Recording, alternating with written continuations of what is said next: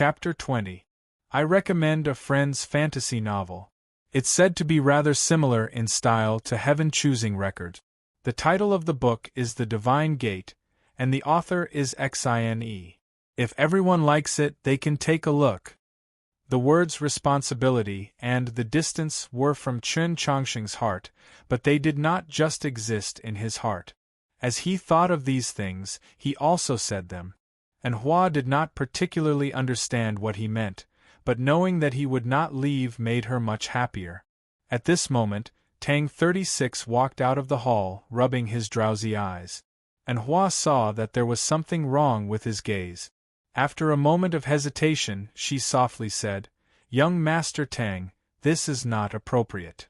The Pope's palace was naturally not a place that just anyone could enter, much less sleep here. If he encountered those old-fashioned priests who enforced the law, they might even charge Tang 36 with disrespect. Tang 36 shook his head. "Relax, I'll never sleep on such a hard stone bed again." After a simple wash, several simple plates of food were placed on the plain square table. Tang 36 gazed at the plain porridge and side dishes and very naturally recalled his meeting with Chen Chongqing in the Plum Garden Inn, and then he recalled the pitiful and tasteless food that Xian Yuanpa had made in the early days of the Orthodox Academy. He couldn't help but sigh and put down his chopstick. Perhaps he had stopped eating because the food was not good enough, or perhaps his mood was not good enough, like he was worrying about something. He looked into Chen Chongqing's eyes and asked, "You still haven't answered my question from yesterday." Chen Chongqing ignored him and continued to eat his breakfast. Tang 36 continued to stare at him. After some time, Chen Chongqing finally finished his meal. Putting down his bowl and chopsticks, he took the wet towel and Hua handed him and carefully wiped his face and hands twice. He then took a sip of the precious rock tea in his cup and spat it back into the copper plate. Tang 36 clicked his tongue at this sight, his voice filled with indescribable mockery. Chen Chongqing said, "This sort of sound really shouldn't come from your mouth." Tang 36 was born into a wealthy family and had lived a life of luxury that a normal person would find hard to imagine. Even the princess of Ping in the palace probably could not compare to him in this aspect. Even if he wanted to mock Chen Chongqing's lifestyle as Pope, it was not his place to speak. "Why do I feel like you want to say that a dog's mouth can't spit ivory?" Chen Chongqing said seriously. "You misunderstood." Tang 36 felt helpless and said, "Can you tell me now?" Chen Chongqing asked, "Yu Rong and Prince Chen Lu have known each other since childhood in the palace. It's rare for her to return to the capital, so it's normal for her to arrange a meeting." Tang 36 said, "I have reminded you many times to be wary of Prince Chen Lu. In the past few years of living in the capital, Prince Chen Lu had given Chen Chongqing and the Tradition Academy a lot of help and the most precious kindness in the early days. Therefore, Chen Chongqing had a very good impression of this noble grandson of the royal family. Moreover, he couldn't think of any reason for Prince Chen Lu to target him. But now it seemed that the reason was sufficient, because he might become the crown prince of the great Zhou dynasty. If Yuan died, Chen Chongqing understood Tang 36's caution and uneasiness. But how could Master let something happen to senior brother? You should be able to guess why Su Yurong entered the imperial palace last night. As long as Shang Xingzhou becomes suspicious, the situation will naturally become chaotic.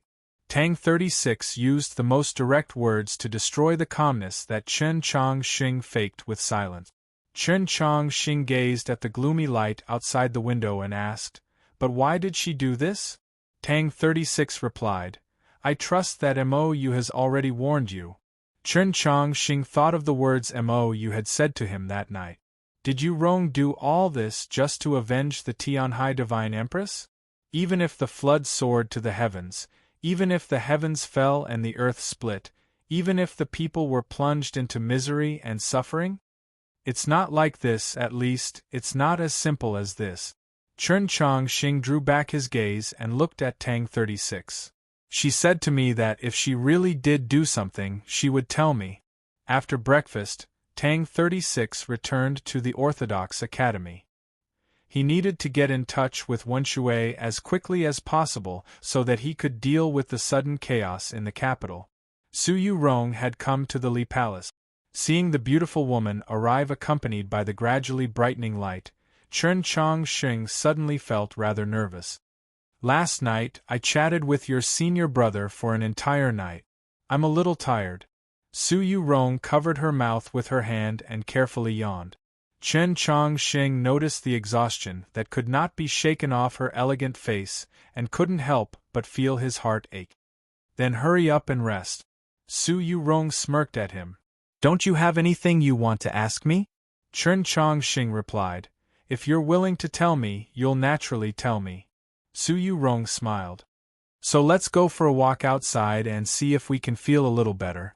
Last night, Luoyang was abnormally cold, the cold wave following the wind from the east to the west. This morning, the capital had also rapidly dropped in temperature, and another bout of snow had fallen. Chen Chongqing and Su Yurong walked through the snow-shrouded Li Palace. The priests and attendants gave way to them. The only things left on the vast plaza were their footprints. The scene seemed rather cold and cheerless. Su Yurong held her hands behind her back as she casually walked through the halls, taking in her surroundings with great interest. In terms of temperament, she seemed like a retired minister who had returned to her hometown and suddenly had the idea of going out to buy groceries. Chen Chongqing found this rather amusing, and then he found it very cute. He then remembered that the Tianhai Divine Empress also liked to walk like this. Su Yurong stopped, pushed a strand of messy hair behind his ear, and then smiled. Chen Chongqing had a slight obsession with cleanliness and was the most conscientious in his work. His black hair had never been messed up, and this sort of thing was very rare. This could only mean that his mood today was also rather chaotic. "Yesterday, I arranged to meet Prince Chun Lu at the Orthodox Academy. I had originally planned to meet with you, but you were busy at the time, so I met with him." Su Yurong continued. "I told him that I would enter the palace tonight and hoped that he could seize this chance." Chen Chongqing had not expected this topic to be so abruptly brought up. He subconsciously asked, "Chance?" To him and the Prince of Xiang, the rift between you and Shang Xingzhou was their only chance. Su Yurong continued, "But you and I do not have enough strength to throw the situation into chaos, so they will not act rashly." Chen Chongqing replied, "Unless you can convince Senior to stand on our side." Su Yurong replied, "Yes, so he will assuredly go to Luoyang and find Shang Xingzhou to discuss this matter. He will even help me complete this matter and convince your Senior to stand on our side. At the very least, he will have to convince Shang Xingzhou that your Senior will stand on our side."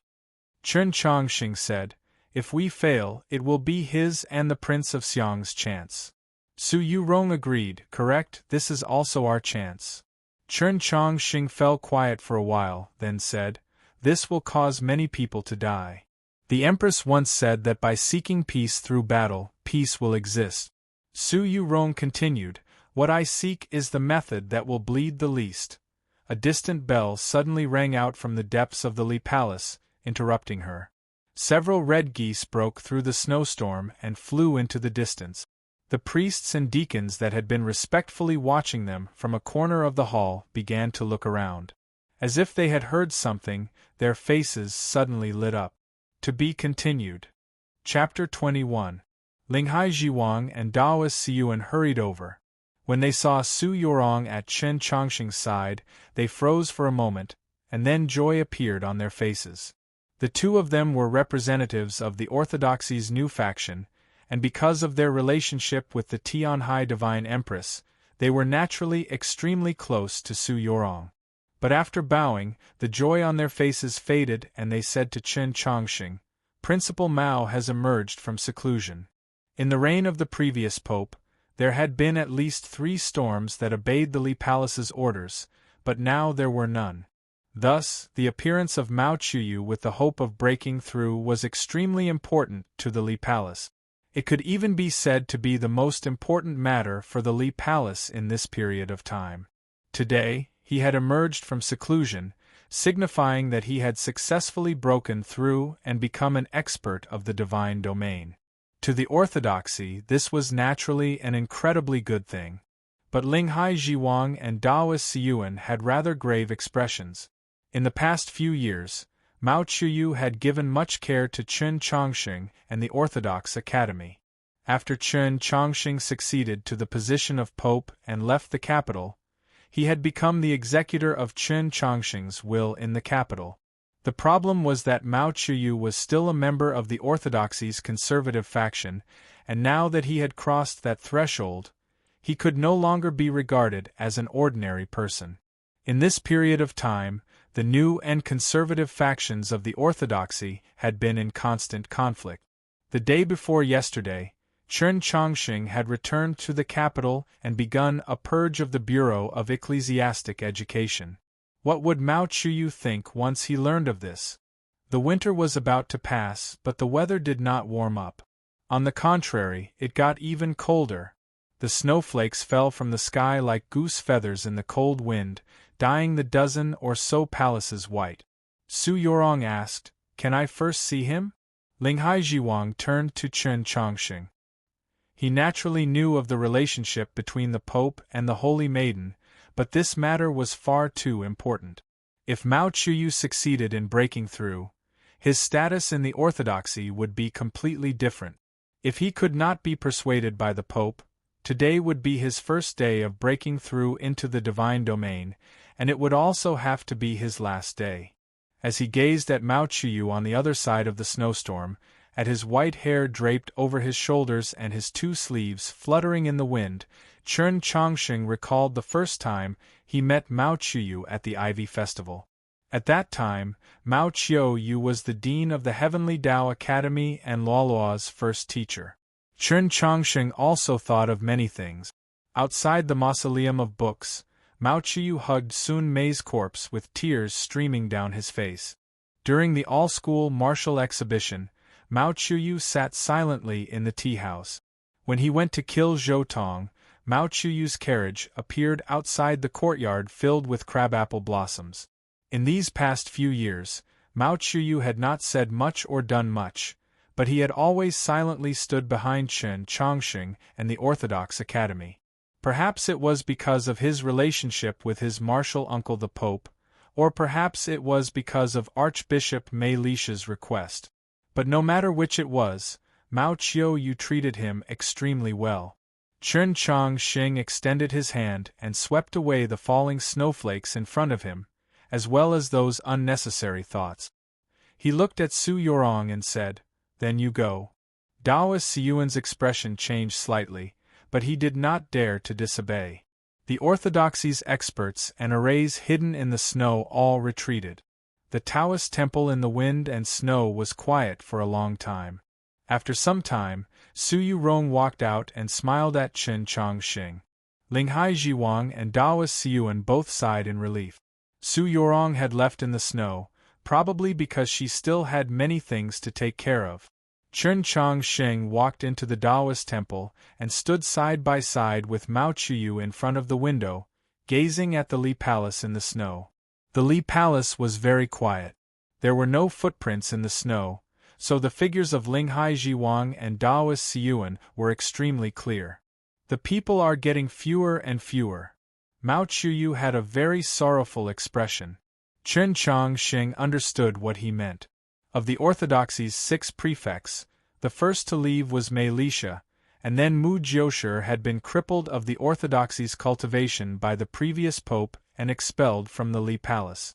Daoist Baisher had been executed in Wenshui, and last night, Archbishop Enlin had also quietly resigned from her post. Even if Mao Chuyu and Hu 32 were added, they still would not be able to gather the number of people required by the Li Palace's grand array. Moreover, Mao Chuyu was about to leave. Chen Chongqing said, "Martial uncle had me do this, so there are some things that must be done in the end." This matter referred to using his status as pope to wield the Orthodoxy's divine staff. Some things referred to those things that had already happened, like those departures. I heard that Your Holiness said something last night. Mao Chuyu asked. Your Holiness will bear all the crimes Your Holiness should bear? Chen Chongxing replied, yes. Mao Chuyu turned to look at his profile and asked, but who has the right to judge whether Your Holiness is guilty or not? Chen Chongxing pondered this question for a very long time, then gave an answer that surprised Mao Chuyu. Why have none of you ever asked my master or martial uncle this question? He did not speak of the will of the people, nor of history, much less of the future of the human race. Instead, he asked a rhetorical question. Mao Chuyu noticed that his eyes were very serious, his expression very insistent, and then he realized that he actually could not answer this question. Chen Chongxing had also not expected to receive an answer, so he continued, perhaps it's because I'm rather young? Tang 36 once said that being young is correct, but these words are not correct, because correct has nothing to do with age, so being old does not mean that one is correct. Mao Chuyu replied, the more you see, the more experience you have, the less likely you will take a detour. Chen Chongxing replied, between 2 points, a straight line is the shortest, so there is naturally no detour. He was speaking of his sword, of Wang Po's blade. Spirit is important, but ruling the world is like cooking a small fish. We can't act rashly. Mao Chuyu looked at him and earnestly said, this was the Tao of the previous pope. This was the greatest difference between the previous pope and the Tianhai Divine Empress and Shang Xingzhou. He did not care about the struggle between the new and conservative factions of the orthodoxy, nor did he care about the struggle between the Chen imperial clan and the Tianhai Divine Empress. He only supported the method that could stabilize the situation of the world. More than 20 years ago, Shang Xingzhou plotted a rebellion. Seeing that the world was in chaos, he opposed it. 20 years later, the Tianhai Divine Empress was still unwilling to return the government to the Chen imperial clan. Seeing that the world was bound to fall into chaos, he objected. Mao Chuyu gazed at that figure gradually moving away from the depths of the snowstorm and said, the Holy Maiden's actions will assuredly throw the world into chaos. If it were the Pope of the previous generation, he would assuredly do his utmost to stop it, but now I choose to turn a blind eye. I truly don't know if this is right or wrong. Just now, when Su Yorong was trying to convince him, she had gone through a series of complicated calculations, and then said one sentence. Since my hands are clean, why not just stand by and watch? 2 Sleeves of Breeze was Mao Chuyu's Taoist title. In truth, I've always believed that martial uncle's method back then was not necessarily correct. Chen Chongxing recalled that night in the Mausoleum of Books, when his martial uncle the Pope stood in the puddles of water in the slums of the southern part of the city. As he fought with the Tianhai Divine Empress, he did not forget to protect those innocent commoners. This made him feel very moved and admiration, but also rather complicated. His martial uncle the Pope was a good person. But should good people suffer so much? Mao Chuyu knew what he was thinking and earnestly advised, Your Holiness, we should still be good people.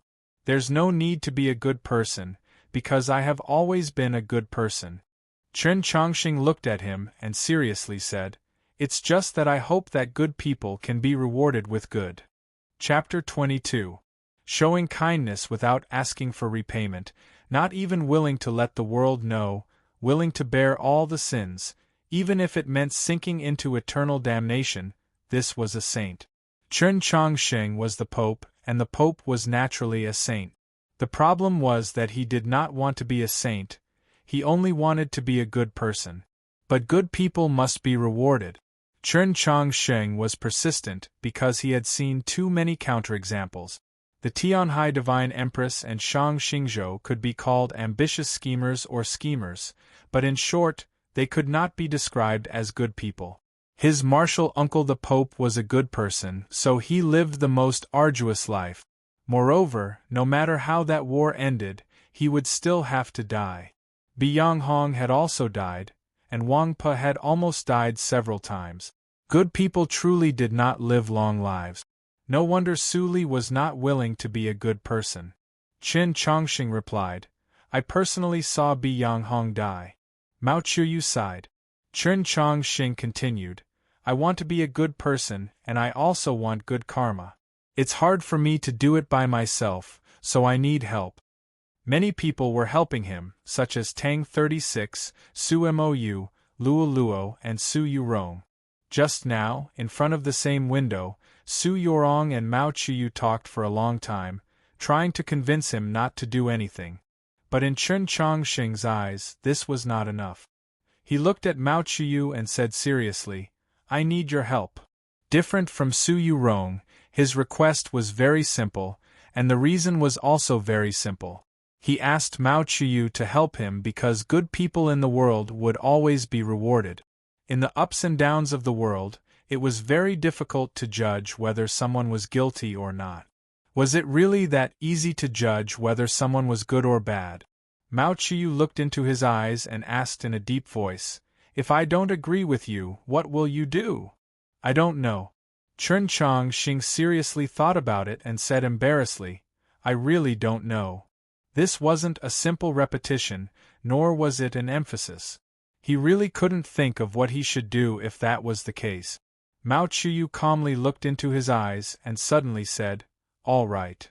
This was a very simple answer. Qin Chongxing was startled for a moment, then he happily laughed. Mao Chuyu also laughed. After not seeing him for several years, the Pope was still that simple youth. Back in the Mausoleum of Books, when Qin Chongxing and Su Yorong encountered that monolith guardian called Ji Jin, they had a conversation.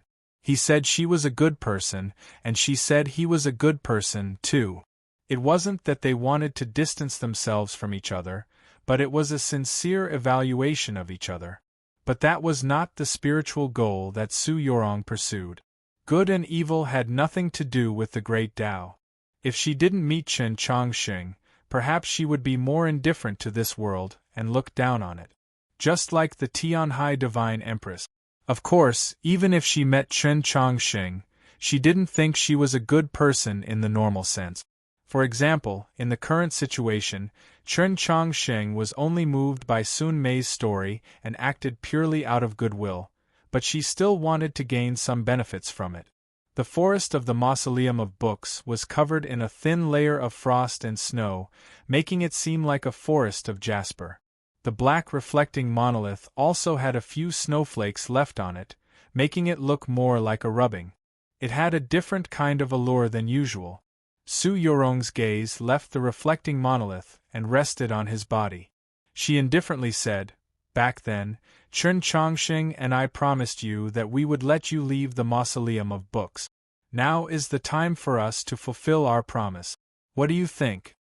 The monolith guardian called Ji Jin also had snow on his shoulder. It was obvious that he had been waiting here for a very long time.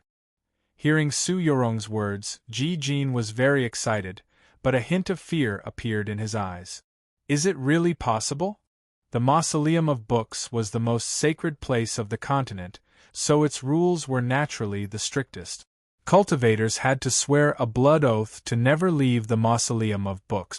Only then could they become monolith guardians and have the privilege of viewing the monoliths at any time. In the past several thousand years, only Su Li had once forcefully taken 2 monolith guardians from the Mausoleum of Books. No other monolith guardians had ever left alive. Su Yorong calmly said, I am the Holy Maiden and Qin Chongxing is the Pope. Our words are the rules. Ji Jin uneasily asked, Is it the Great Zhou Imperial Court? Su Yorong replied, Last night, the Great Zhou Emperor issued an imperial decree. Only now did Ji Jin truly believe that he could leave. His body began to tremble. He kneeled in the snow and kowtowed to Su Yorong. The self-isolation from many years ago and the subsequent years of imprisonment, as well as the regret that gnawed at his Tao heart day and night, all transformed into ecstasy at this moment.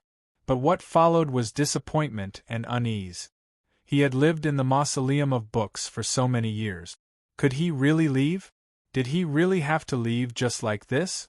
Su Yorong did not give him too much time to grieve.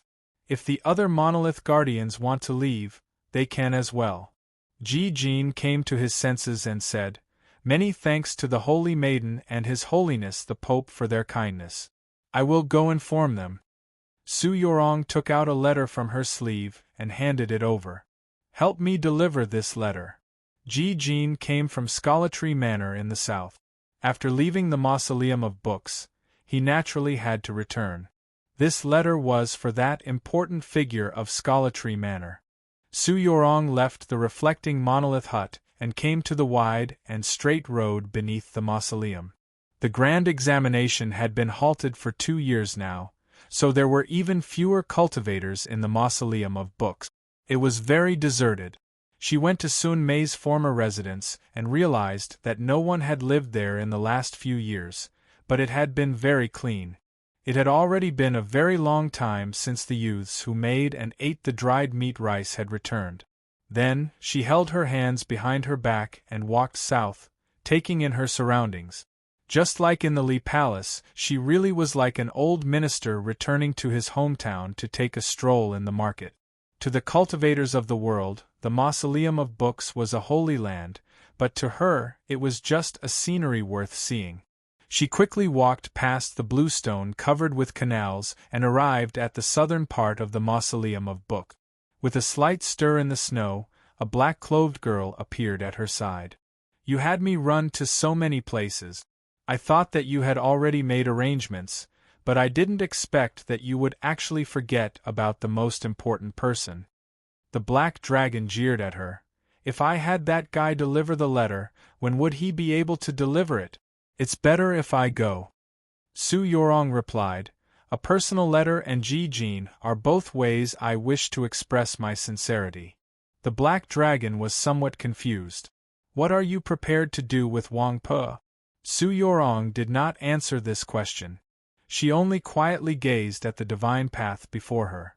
The divine path paved with white stone was still there, and it seemed even more pure and divine in the snow. The pavilion was no longer there, and that elderly divine general who had sat there for 600 years had already died in Shuelao City. At the very top of the divine path was a heavenly tome monolith. Chen Chongqing had told her that there was not a single word on that monolith. The Empress had died there.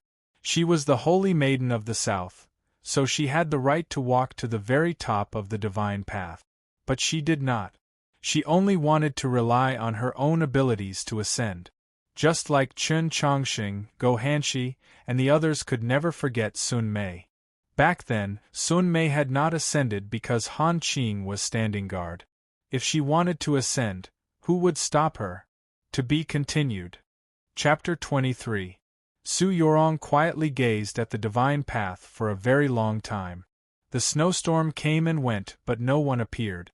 The little black dragon had taken out a crystal ox trotter from somewhere and was currently gnawing on it. She mumbled, "Until the very end, who would dare to kill you?" Su Yorong faintly smiled, then turned and walked out of the Mausoleum of Books. The little black dragon thrust her hand into the snowstorm. The grease on her hand was instantly frozen into powder by the extremely low temperature and then blown away, leaving her hand extremely clean. She looked at Su Yorong's back and asked, "Just what do you want Wang Pe to do?" Su Yorong still did not answer this question. The little black dragon suddenly thought of a possibility, and her pupils constricted. She chased after Su Yorong and began to shout, "You want him to intrude on the divine path? Shang Xingzhou will definitely personally stop him. That will cause a major problem." The news that Mao Qiyu had broken into the divine quickly spread to the entire continent, simultaneously shaking it. The Li Palace used the shortest amount of time to request a title for him. According to the old customs, the next step was to arrange a residence for him. The storms of the 8 directions had all had their own residences. For instance, Biyonghong and Wuqiong had Shiling's 10,000 Years Pavilion, while Guanshinka had Starshatter Reef in the Southern Sea. Chao Yumping's residence was Mount Langya, which the Tianhai Divine Empress had gifted to the Elder of Heavenly Secrets. However, Not many people knew that the price the Elder of Heavenly Secrets had paid was to personally come to the capital to take a look. The residence that Mao Chuyu had chosen was rather surprising, but also within reason. He had chosen Mount Han. Mount Han was in the far north of the continent, extremely far from the capital, but very close to the snowy plains ruled by the demons. More importantly, it had once been the location of the Pavilion of Heavenly Secret. The Pavilion of Heavenly Secrets had already belonged to the Great Zhou Imperial Court, but the buildings around the Heaven Lake of Mount Han and the traces left behind by the Elder of Heavenly Secrets still remained. Mao Chuyu had used this choice to express his stance. This was also the Li Palace's second display of strength after the Mount Song Army headquarters. The Great Zhou Imperial Court did not respond, maintaining its silence and not raising any objections. Shang Xingzhou was still at the Monastery of Eternal Spring in Luoyang, and the Emperor was still deep in the palace, rarely leaving the hall and even less meeting people. That night when Su Yorong walked into the Imperial Palace, who knew how many associations, conjectures, and uneasiness had arisen. But now it seemed that the storm had not yet arrived. At the same time that the people of the world let out a secret sigh of relief, they also had many questions. Countless gazes turned toward a quiet courtyard in Jingdou and landed on those orange lanterns. The Prince of Luoyang and Mou's wedding was about to take place. Chen Chongqing would personally preside over the wedding, and as the bride's only friend, Su Yorong, would naturally be present. This wedding, which attracted the attention of tens of thousands of people, was not held in the prince's mansion, but in the Orange Garden. Since early in the morning, the garden had become extremely lively.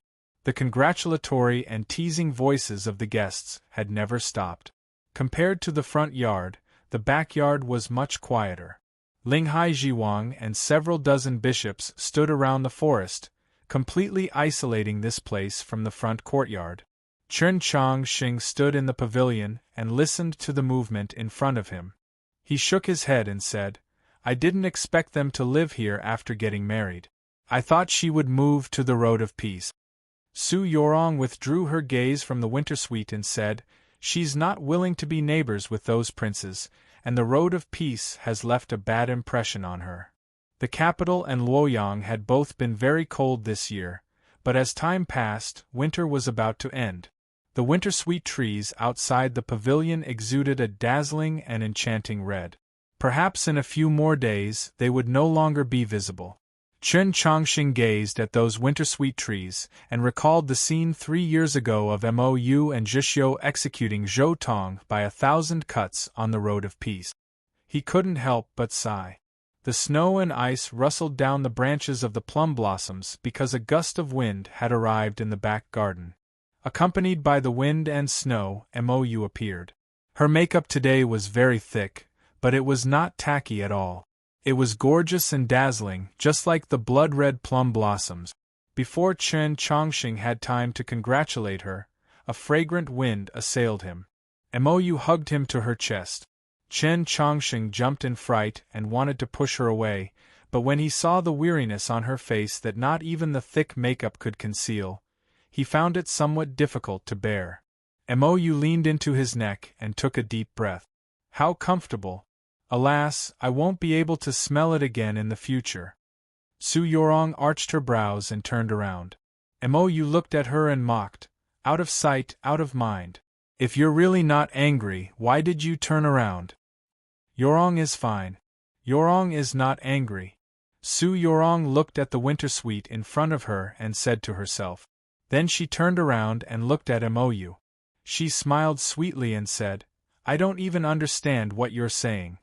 Mou looked at her and mocked, "Keep pretending." No one understood Su Yorong better than her. She knew how strange Su Yorong's personality was. It was completely different from what she appeared to be on the surface. Su Yorong glared at Chen Chongqing and walked out of the garden. Chen Chongqing's arms were spread open the entire time to avoid touching Mou's body. He seemed very innocent. Seeing Su Yorong leave, Mou loosened her hands. At this moment, only the two of them were left under the pavilion. The atmosphere was a bit ambiguous and naturally a bit awkward, especially for Chen Chongsheng. Whether it was Mou purposely angering Su Yorong away or Su Yorong purposely giving them a chance to be alone. A hubbub suddenly came from the front courtyard. Chen Chongsheng hurriedly said, "His Highness seems to be quite popular." When it comes to popularity, it mainly depends on whether or not one poses a threat to others, so my popularity has never been good. Mou continued, none of his brothers or even nephews think highly of him, but people like the Prince of Zhongshan and the Prince of Luling like him. After all, the Chun clan has produced a weirdo like him. He really has no interest in power or glory, has no ambition, and is pitifully timid. The Prince of Luyang was famed for his good-for-nothing personality, but Chen Chongsheng couldn't say much. Mou suddenly sternly asked, "Do you know what Prince Chen Lu said in the Monastery of Eternal Spring?" Upon hearing this, Chen Chongsheng finally confirmed that she had purposely angered Su Yorong away. Prince Chen Lu said that she was going crazy. Mou stared into his eyes and said, "I believe in his judgment." Prince Chen Lu froze, then said, "I don't understand what you mean. Ever since she was very young, I, Prince Chen Lu, and the state of Ping have known her. Only we know what sort of person she really is. She is not the holy maiden that her believers imagine to be otherworldly, nor is she a pure and clean snowwoman. She is clear about her own goals and is incomparably indifferent to this world. And you understand what this means. You've already said these words to me. I don't believe that she is the same kind of person as the Divine Empress. She's done so many things recently, but is that not enough to make you a little more vigilant? Because I've never felt her indifference." Mou thought this over and was forced to admit, she truly treats you differently. Chen Chongsheng seriously asked, "Then what else do I have to worry about?" Mou said in annoyance, "Today is the day of my wedding, can you not show off in front of me?" Chen Chongsheng asked in surprise, "What are we showing off?" Tang 36 is right. Mou hatefully said, "You two are truly a good pair." Chen Chongsheng asked, "A golden couple?" Mou sneered and said, "Figure it out yourself." Chapter 24. After the Prince of Luyang and Mou's wedding concluded, the eyes of the capital turned to another wedding. At present, the imperial court was already faintly divided into two factions. The ministers of the old court, represented by Eunuch Lin, were naturally the young emperor's supporters, and now Mou and the Prince of Luyang had also joined in. Meanwhile, the Prince of Xiang, the Prince of Zhongshan, and the military, represented by Chen Guansong's direct descendants, formed the other faction. Meanwhile, the Tianhai clan swayed between the two sides. After the Divine Empress's death, the Tianhai clan had naturally suffered a great suppression, but this clan had once influenced the imperial court for 200 years. Its resources and strength still existed, and no one could ignore its existence. From a certain perspective, the wedding of Prince Chen Lu and the Prince of Ping represented the alliance between the Prince of Xiang's estate and the Tianhai clan. As the emperor's maternal clan, the Tianhai clan ought to stand on his side. But they had no intention of postponing the wedding. On the contrary, after Su Yorong entered the palace, the wedding date had even been pushed forward. Tianhai Chenwu seemed much older than he was 3 years ago. It seemed that his cultivation half a step from the divine could not resist the power of time. He looked at his son and sighed, "Perhaps you were right at the beginning, but now we can no longer turn around." Tianhai Xingxue slightly creased his brow. "His Majesty will also need our strength. But after this matter is concluded?" A self-mocking smile appeared on Tianhai Chenwu's face. If His Majesty really wants to ally with Chen Chongsheng, it means falling out with the venerable Taoist master. What sort of excuse will he use? Tianhai Xingxue fell silent, no longer attempting to persuade him. Everything required a suitable excuse. This was a justifiable reason for sending troops. If the young emperor really did this and won, then those who had betrayed the Tianhai Divine Empress would assuredly be punished. As for the Tianhai clan, it would undoubtedly be the first to be purged. This year's winter was particularly cold and seemed like it would never end. But one day, the wind and snow suddenly stopped. Sunlight tore through the thick clouds and shone upon the capital, mountains, and rivers. The world instantly warmed as spring abruptly descended. With the arrival of spring, all things began to revive. Just like the Luo River that once again flowed outside the capital, many matters that had been put on hold had to be restarted. The Pope had returned to the capital, and neither the Li Palace nor the imperial court could find any reason to stop the grand examination. This grand event that had been put on hold for 3 years instantly attracted the attention of the entire continent. Just like the sudden arrival of spring, the news of the grand examination was also a bit sudden. Naturally, there was no time for the foundation exams, nor was there an Ivy festival. The teachers and students of the 6 Ivies and the students of the various academies of the provinces quickly threw themselves into their studies and cultivation. The 6 sects of the 5 academies were all of sect. The longevity sect had already withered, but including South Stream Temple, Scholatry Manor, and Mount Lee Sword sect, over 40 sects were preparing to send disciples to participate in this year's grand examination. Fortunately, there were no geniuses like the Divine Kingdom's 7 laws this time, nor were there people like Scholatry Manor's Zhonghui, so the pressure on the Ivy academies was much less than in previous years. But this was the first grand examination since the ascension of the young emperor and His Holiness the Pope. No one dared to be careless. The churn of the of Academy of, but this was the Emperor Academy An of Academy, but An of Academy of Chong of Yang, Yu, the sect of Academy of Shan, of Qing Chen of Qing Academy, of Yangin the Quiet Orthodox Academy. One could only hear the sounds of reading and testing of swords.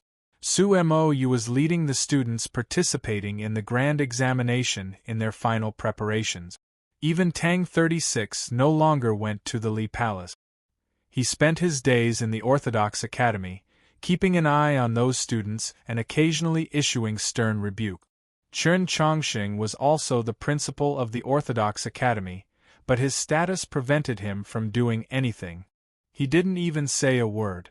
When there were still 7 days until the grand examination, Tang 36 walked into the Li Palace. The Li Palace did not forbid the entry of priests, but it was just as deserted as it had been in the last 3 years. Perhaps it was because the Grass Moon Hall, the Moss Institute, and half of the other halls were empty. Mao Qiuyu, Daoist Baisher, and Mu Jiosher's positions as archbishops had still not been decided upon. Hu 32, who had replaced Mu Jiosher, had no energy to manage the Hall of Announcements, so he had to deal with the specific matters of the Li Palace. Linghai Jiwang and the black-clothed administrators of the Hall of Heavenly Judgment were keeping an eye on the imperial court. After Chen Chongqing returned to the capital, Daoist Siyuan quickly left the Hall of Subjugation and went to the various provinces and counties to carry out his most important mission. And just 10 days ago, Anhua had brought several hundred of her most fervent priests and believers to join this mission. Tang 36 asked, "Who will take over the position of Archbishop of the Divine Edict?" Chen Chongqing replied, "In 3 years, she will return to preside over the affairs of the Hall of Literary Glory." The she in these words was referring to Archbishop Anlin. Tang 36 was somewhat shocked, but after thinking it over, he felt that this was the best choice. In the end, Archbishop Anlin had not done anything that seriously violated the laws of the Church, but she lacked trust in Chen Chongqing. Leaving the capital to bitterly cultivate for 3 years should be enough to make up for her mistakes. As someone from the 13 divisions of Radiant Green, she was truly more suited to manage the Hall of Literary Glory. Of course, he also knew that Chen Chongqing had made this arrangement partly because of Anhua. Then what about the Archbishop of the Divine Edict? I want to leave it to Luoluo. After she ascends to the throne, I'll make plans. Tang 36 praised. Wonderful. Back then, Mu Jiushi had assumed the position of Archbishop of the Hall of Literary Glory as the Princess of the Great Western Continent because the human race needed the friendship of the Great Western Continent. The human race needed the demi-human race as an ally even more. As the princess of the demi-human race, Luoluo held the post of Archbishop of the Divine Edict from 80,000 li away. Who could say anything? Tang 36 asked. What about Principal Mao? Chen Chongqing replied. He recommended Zhuang Jihuan, but I did not agree. Tang 36 was dumbfounded. Mao Qiuyu had not left because he had made a mistake, but because he had broken into the divine. In the imperial court, this could be considered a high promotion. Before leaving, he had recommended a successor to the Hall of Illustrious Persons to the Pope. This was a matter of course, and it was not usually rejected. Chen Chongqing's actions were extremely disrespectful to Mao Qiuyu and the Heavenly Tao Academy, and one could imagine what Zhuang Jihuan was feeling. Tang 36 understood why Chen Chongqing disliked Zhuang Jihuan, but he didn't say anything. He just felt that this matter was very thorny.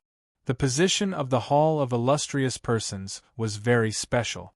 Compared to Zhuang Jihuan, whether it was the Archbishop of the Temple Seminary, the Archbishops of the Li Palace Academy, or the 13 divisions of Radiant Green, it would be very difficult to convince the masses. As for him and Su Mou, who came from the Orthodox Academy, they were even less of a consideration. Chen Chongqing could not leave the world with the impression of nepotism among the believers, and he and Su Mou were far too inexperienced. So who would take over as Archbishop of the Hall of Illustrious Persons? Chen Chongqing said an unexpected name. Guanbai. To be continued. Chapter 25. Guanbai was the greatest pride of the Heavenly Tao Academy in the last few years. His status was similar to Qiushan Jun's in the Mountly Sword sect, and he was known as the famous name Guanbai. This young expert endowed with cultivation had suffered a heavy blow several years ago, having one of his arms cut off by Wuqiongbai.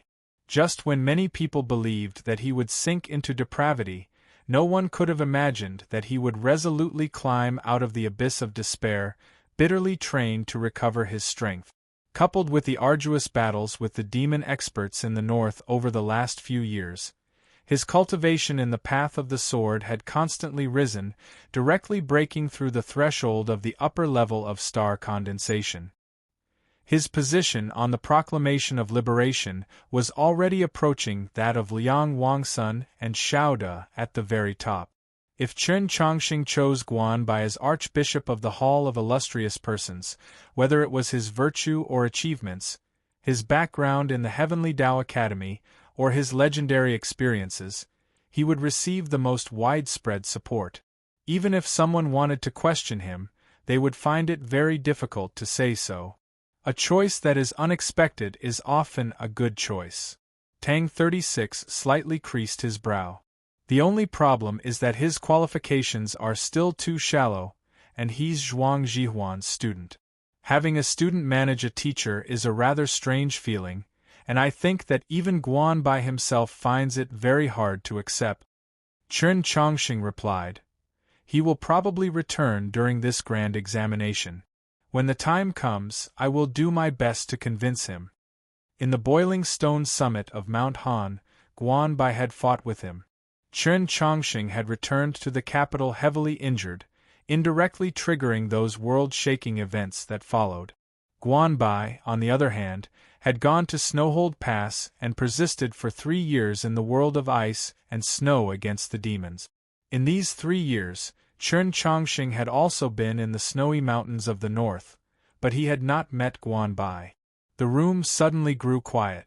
The name of Snowhold Pass and the proclamation of liberation that Guanbai had thought of made Chen Chongqing and Tang 36 think of a person.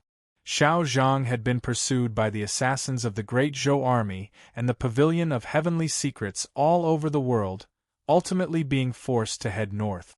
It was said that the two sides had engaged in a bloody battle at Snowhold Pass, and then he had vanished into the snowy plains. No one knew if he was still alive, and if he was, what he was doing. As they thought of that chain over the valley, that tyrannical figure descending from the sky, that white paper flapping in the wind, and the fragrance of tea filling the city, and those tea merchants who had sacrificed themselves, Chen Chongqing and Tang 36 fell silent for a very long time. "Let's talk business." Tang 36 did not like this kind of depressing atmosphere and said, "When are you going to give me the questions?" Chen Chongqing was at a loss. He didn't understand what he meant. Tang 36 looked outside the palace and said in a low voice, "We don't need the written test, we need the combat test." Chen Chongqing stared blankly for a moment before understanding. He widened his eyes and said, "You want me to leak the question?" Looking at his clear, bright, and pure eyes, Tang 36 felt a bit ashamed and then inexplicably angry. "Don't forget that you are also the principal of the Orthodox Academy. What's wrong with doing something for the students? Back then, if it wasn't for Priest Xin purposely leaking questions to us, with your rigid and inflexible brain, would you have thought of borrowing Su Yurong's crane to cross the river?" If it was any other time, Chen Chongqing might have looked at him and asked seriously, "Is this what it means to be angry from embarrassment?" But today he did not speak, because he heard Priest Xion's name in this sentence, which reminded him of the county filled with the fragrance of tea. Chen Chongqing walked to the window and looked out of the palace, remaining silent. Priest Xian was dead, Archbishop Melisha was long dead, and his martial uncle the Pope was also dead. Thisly Palace now belonged to him, but Thisly Palace was strange to him, because those people he was once familiar with were no longer here. The currently palace was rather cold and cheerless, but its will was even more unified. Still, it could not directly oppose the great Zhou imperial court. The most crucial problem was that his master Shang Xingzhou's prestige in the orthodoxy was too high. If the day of war really came, not to mention defecting, at least a third of the priests of the Li Palace would choose to remain silent or retreat. As spring gradually approached, the ivy on the stone walls of the Li Palace gradually revealed its alluring green color. As he gazed at these stone walls and recalled the scene before he entered the Orthodox Academy, Chen Chongqing felt somewhat emotional. From a certain perspective, from his birth to the moment he entered the Orthodox Academy, his entire life had been arranged by Shang Xingzhou. He felt very complicated about Shang Xingzhou. He believed that Shang Xingzhou felt the same way about him. He had originally believed that the matter of White Emperor City might be a turning point. Since he had tacitly allowed him to return to the capital, whether it was war or peace between master and disciple, there had to be an explanation. But who could have expected that Shang Xingzhou would go to Luoyang? "Does your holiness not even want to see me?" The cry of a goose roused Chen Chongqing from his contemplation. A few bright red shadows streaked across the green vines and the azure sky. It was a red goose messenger. What happened? Tang 36 walked up to his side. As he gazed at those red geese that had landed in various parts of the capital, he suddenly felt a little uneasy. Not long after, Hu 32 walked over and said, "The participants of the grand examination have arrived." These words did not dispel the unease in Tang 36's heart, only increased. The grand examination was admittedly a grand occasion, but there was no need for both the Li Palace and the imperial court to simultaneously use red geese to send urgent messages. Just who has arrived? The information I received on my end is not very complete. Hu 36 glanced at Chen Chongqing and continued, "Quite a few people have probably arrived." Not long after, Ling Haijiwang rushed in from outside the Li Palace and said, "They've all arrived." Even someone as cold and proud as him said these three words with a slightly trembling voice. Of course, it was not fear, but excitement. The students participating in the grand examination had arrived at the capital from all over the continent, many of them from the south. The south had many cultivation sects, the great clans with deep resources and experts. In the last few years, with the appearance of the Mountly Sword sect and Scholatry Manor, The cultivation of the younger generation of cultivators had far surpassed that of the northern powers represented by the Ivy Academies. But this year, what had shaken the capital was not the pressure brought by the students of the South, but because they had too many teachers accompanying them, and their reputations were too resounding. The Mountly Sword sect had only sent 2 disciples to participate in the grand examination, but they were accompanied by 10-some people. This was a stark contrast to the indifferent scene of Gohan Shi and the others participating in the grand examination on their own, and this wasn't even considering the fact that Gohan Shi, Guan Fei Bai, Liang Ban Hu, and Bai Kai were all famous young geniuses of the path of the sword. As for the rest, they were even more frightening. They were all upper-level star condensation elders of the Sword Hall. South Stream Temple had only sent 1 disciple to participate in the grand examination, but all the disciples of Holy Maiden Peak had come. The fluttering white dresses of several hundred young girls stupefied the people of the capital. The chief disciple of Gentle Stream Monastery, the new sect master of the Scorching Sun sect, and 30-some experts of the southern sects had also entered the capital. The old lady of the Mutuo clan and the head of the Wu clan had once more entered the capital after the coup of the Mausoleum of Books 3 years ago. In a certain mountain outside the capital, some people had even seen the carriage of the Qiushan clan. Linghai Jiwang's words were extremely accurate. Other than the sect master of the Mountly Sword sect and those elders who had lived in seclusion for many years, all the experts of the South that the common people could think of had arrived. No one knew that 2 Taoist nuns of indeterminate age had quietly entered the capital and taken up residence in the Prince of Luoyang's old estate.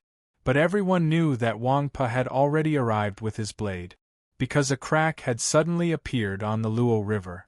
In a single night, the trees outside the imperial palace had turned yellow as if they had become ginkgo trees. To be continued. Chapter 26. As the news continued to arrive, the Li Palace was no longer as cold and cheerless as it was before. The bishops and deacons stood in the plaza between the halls, discussing in low voices as they awaited the orders of the pope or archbishops, each with a different expression. Presumably, the imperial court would be even more nervous at this time, and no one knew what those princes and ministers were doing at this time.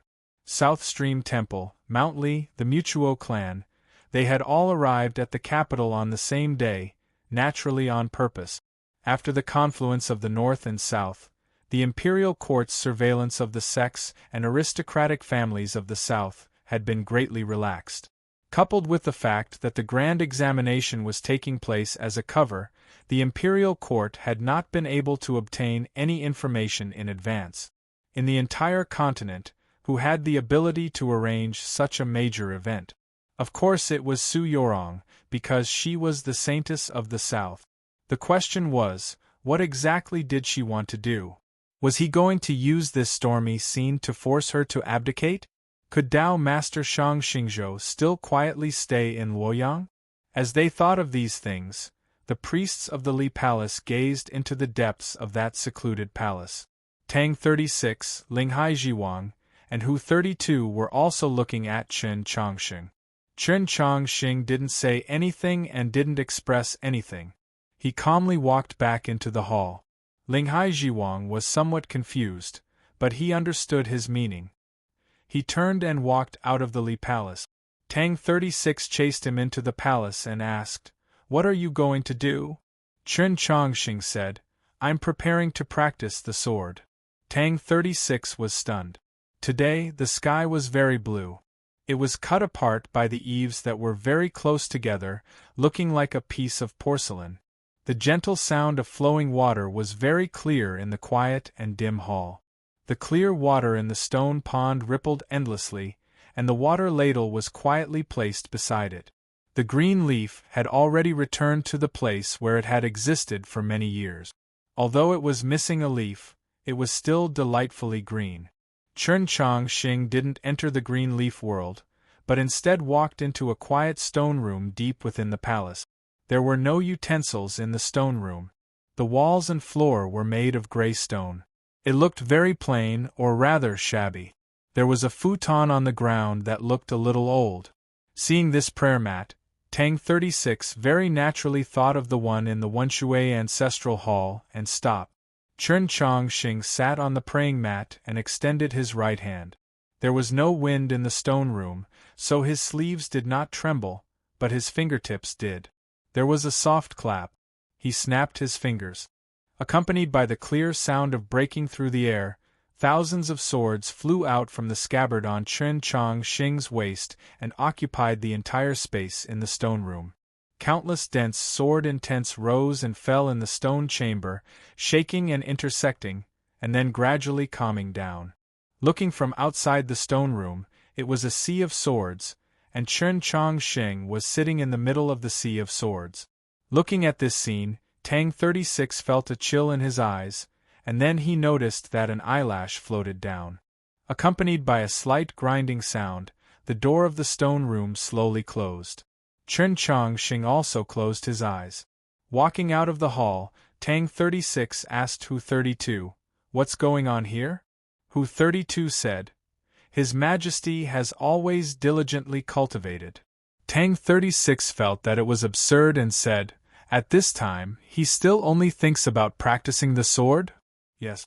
Hu 32 was also somewhat worried, saying, after meeting with the Holy Maiden that day, His Majesty no longer cared about anything else. Tang 36 felt a little uneasy because this scene gave him a sense of déjà vu. Countless gazes in the capital fell upon the Su estate. In the last few days, Su Yorong had not seen anyone, only quietly remaining in her home. But everyone knew that this matter was related to her, to the people she had seen. Before meeting with Prince Chen Lu, before entering the palace in the middle of the night to meet with the emperor, she had seen many people in the south over the last few years. These people had all come from the south, from her south. The Holy Maiden has been too forceful. Sir is her father, so you should come out and say something. The divine general of the East's estate was as somber and quiet as ever, so the voice coming from the reception hall was even clearer. It was obvious that this person was forcefully suppressing the rage in his heart. The speaker was the divine general of the Eastern Stallion, Peng Shihai. After being forced to declare his position by this person, Su Shiji looked at him with a nasty expression. In terms of status, Peng Shihai was inferior to Su Shiji, and in terms of seniority, he was far inferior. But he was the student of the now-deceased principal of Star Caesar Academy, Chen Guansong. He did not represent just himself, but also the several divine generals who wielded military authority, and perhaps even the will of the venerable master of the Tao. Su Shiji forcefully suppressed the vexation in his heart and said, "Although the Holy Maiden and I are father and daughter, there is still a difference between ruler and minister. What can I say?" Peng Shihai sneered, "It's hard for Sir to say, so let me say it. I want to see the Holy Maiden and state my case." Su Shiji could no longer control his emotions and harshly said, "I said that she's not here. It's up to you whether you believe me or not. Su Yorong truly was not at home today." In the clear sky, she held up the yellow paper umbrella as she casually strolled through the streets of the capital. She had requested this umbrella from Chen Chongqing when she went to the Li Palace a few days ago. At the time, perhaps she had already thought of walking around today. At her side was a black-clothed girl. Everyone on the streets was discussing today's events, and the conversations in the tea-houses and restaurants were getting louder and louder. The black-clothed girl had an indifferent expression, her vertical pupils bewitching and very beautiful. However, she was constantly stuffing snacks into her mouth, making her seem rather strange. As she listened to these discussions, she somewhat indistinctly asked, "You began preparing in White Emperor City?" Su Yorong smiled faintly and said, "Yes, when you were chasing after that alien angel." The black dragon looked at a certain place in front of her, her eyes slightly cold. The seedless candy date in her hand shot out like an arrow. A young boy who was bullying his little sister bent his knees and kneeled down. The fall was not light, and he immediately began to weep bitterly. Su Yorong shook her head at this sight. The black dragon clapped her hands, sending ice crystals flying from her palms. She asked, "Why at that time?" Su Yorong replied, "Because only then did I confirm that Shang Xingzhou had suffered significant injuries." The little black dragon was taken aback. "He's injured?" Su Yorong confirmed, "Yes." The black dragon knew how important this matter was. Her vertical pupils constricted as she asked, "How did you confirm this?" Su Yorong explained, "The White Emperor had just escaped. Whether or not he was faking it, his cultivation and energy were not at their peak, and he also had to fight with 2 angels of sacred light. But Shang Xingzhou was not, and he had me as a helper." The black dragon did not understand what she meant. Su Yorong explained, "In those circumstances, Shang Xingzhou did not attempt to kill the White Emperor. This can only mean that he also suffered significant injuries." The black dragon was flabbergasted. "Aren't they friends?" Su Yorong smiled but said nothing. The black dragon then realized that she was saying that Shang Xingzhou had a helper and was even more flabbergasted. "If he really did attack the White Emperor, would you still have helped him?" Su Yorong calmly replied, "Of course I would have helped him. In truth, I was already prepared to act." The black dragon thought this over, then asked, "That's just your guess, right?" Su Yorong indifferently said, "He and the White Emperor did not continue to attack the angel, but left it to you, so that they could guard against each other." The black dragon had not yet matured, but she was not lacking in intelligence. As she recalled the scene, she quickly came to a conclusion. She thought for a very long time, then said, "You humans are truly very frightening." The excitement on both sides of the street gradually faded away. The street gradually widened and then gradually quieted. Su Yorong and the black dragon arrived at a quiet street. If Mou were here, she would immediately be able to tell that this place was extremely close to the Road of Peace. The black dragon said, "I thought that you were going to see a girl from South Stream Temple. What are you doing here?" Su Yorong replied, "I came to see 2 elders." The black dragon found this to be the most boring matter of all. In a gust of wind and snow, she vanished. Su Yorong walked to the back door of an estate. The door slowly opened. Su Yorong looked at the 2 Taoist nuns and said, "I've troubled you 2 martial uncles." Chapter 27. These 2 Taoist nuns were Huai Rin and Huai Shu. After South Stream Temple's internal strife, they once more left to wander the world. According to their original agreement, they would only return to Holy Maiden Peak after 10 years at the grand ceremony of the stars. Who could have expected that they would quietly come to the capital and even take up residence in the Prince of Luoyang's old estate? Huai Rin calmly replied, "Temple Master's words are too serious. This was originally a trip to atone for our crimes." Huai Shu recalled the bloody light in South Stream Temple and found it hard to suppress her anger. Shang Xingzhou used Huai Bai to stir up a storm, so how could we do as he wished? Huai Rin calmly replied, "If not for the fact that our Tao hearts were not calm, how could we have been used by him?" Hearing her senior sister's words, Huai Shu restrained her anger and looked at Su Yorong. She nodded with admiration and said nothing else. Today, several hundred disciples of South Stream Temple had entered the capital and caused a massive stir. It had never experienced such splendor, so an elder like Huai Shu naturally felt extremely gratified. In the past, if South Stream Temple had put on such a show of force, the Li Palace would have acted before the Great Zhou Imperial Court had said anything. Fortunately, the Li Palace was currently in a standoff with the Great Zhou Imperial Court, making the importance of the southern sects even more prominent, allowing South Stream Temple to find this opportunity. Of course, to create this situation and seize this opportunity was an extremely difficult task. Su Yorong was still very young and had not entered the divine domain, so she could not be like the previous holy maiden, who could intimidate the Great Zhou Imperial Court. But she had the closest relationship with the Li Palace of all the holy maidens, and the decisiveness she had displayed in this matter inspired even more reverence. There was a fake mountain by the back gate of the princely estate, and within it were several verdant plants. A cold wind blew, causing a thin layer of frost to form on the leaves of these plants. "There's nothing wrong with the Shui clan. Should I go tell Chen Chongxing?" A black-clothed girl appeared and said to Su Yorong.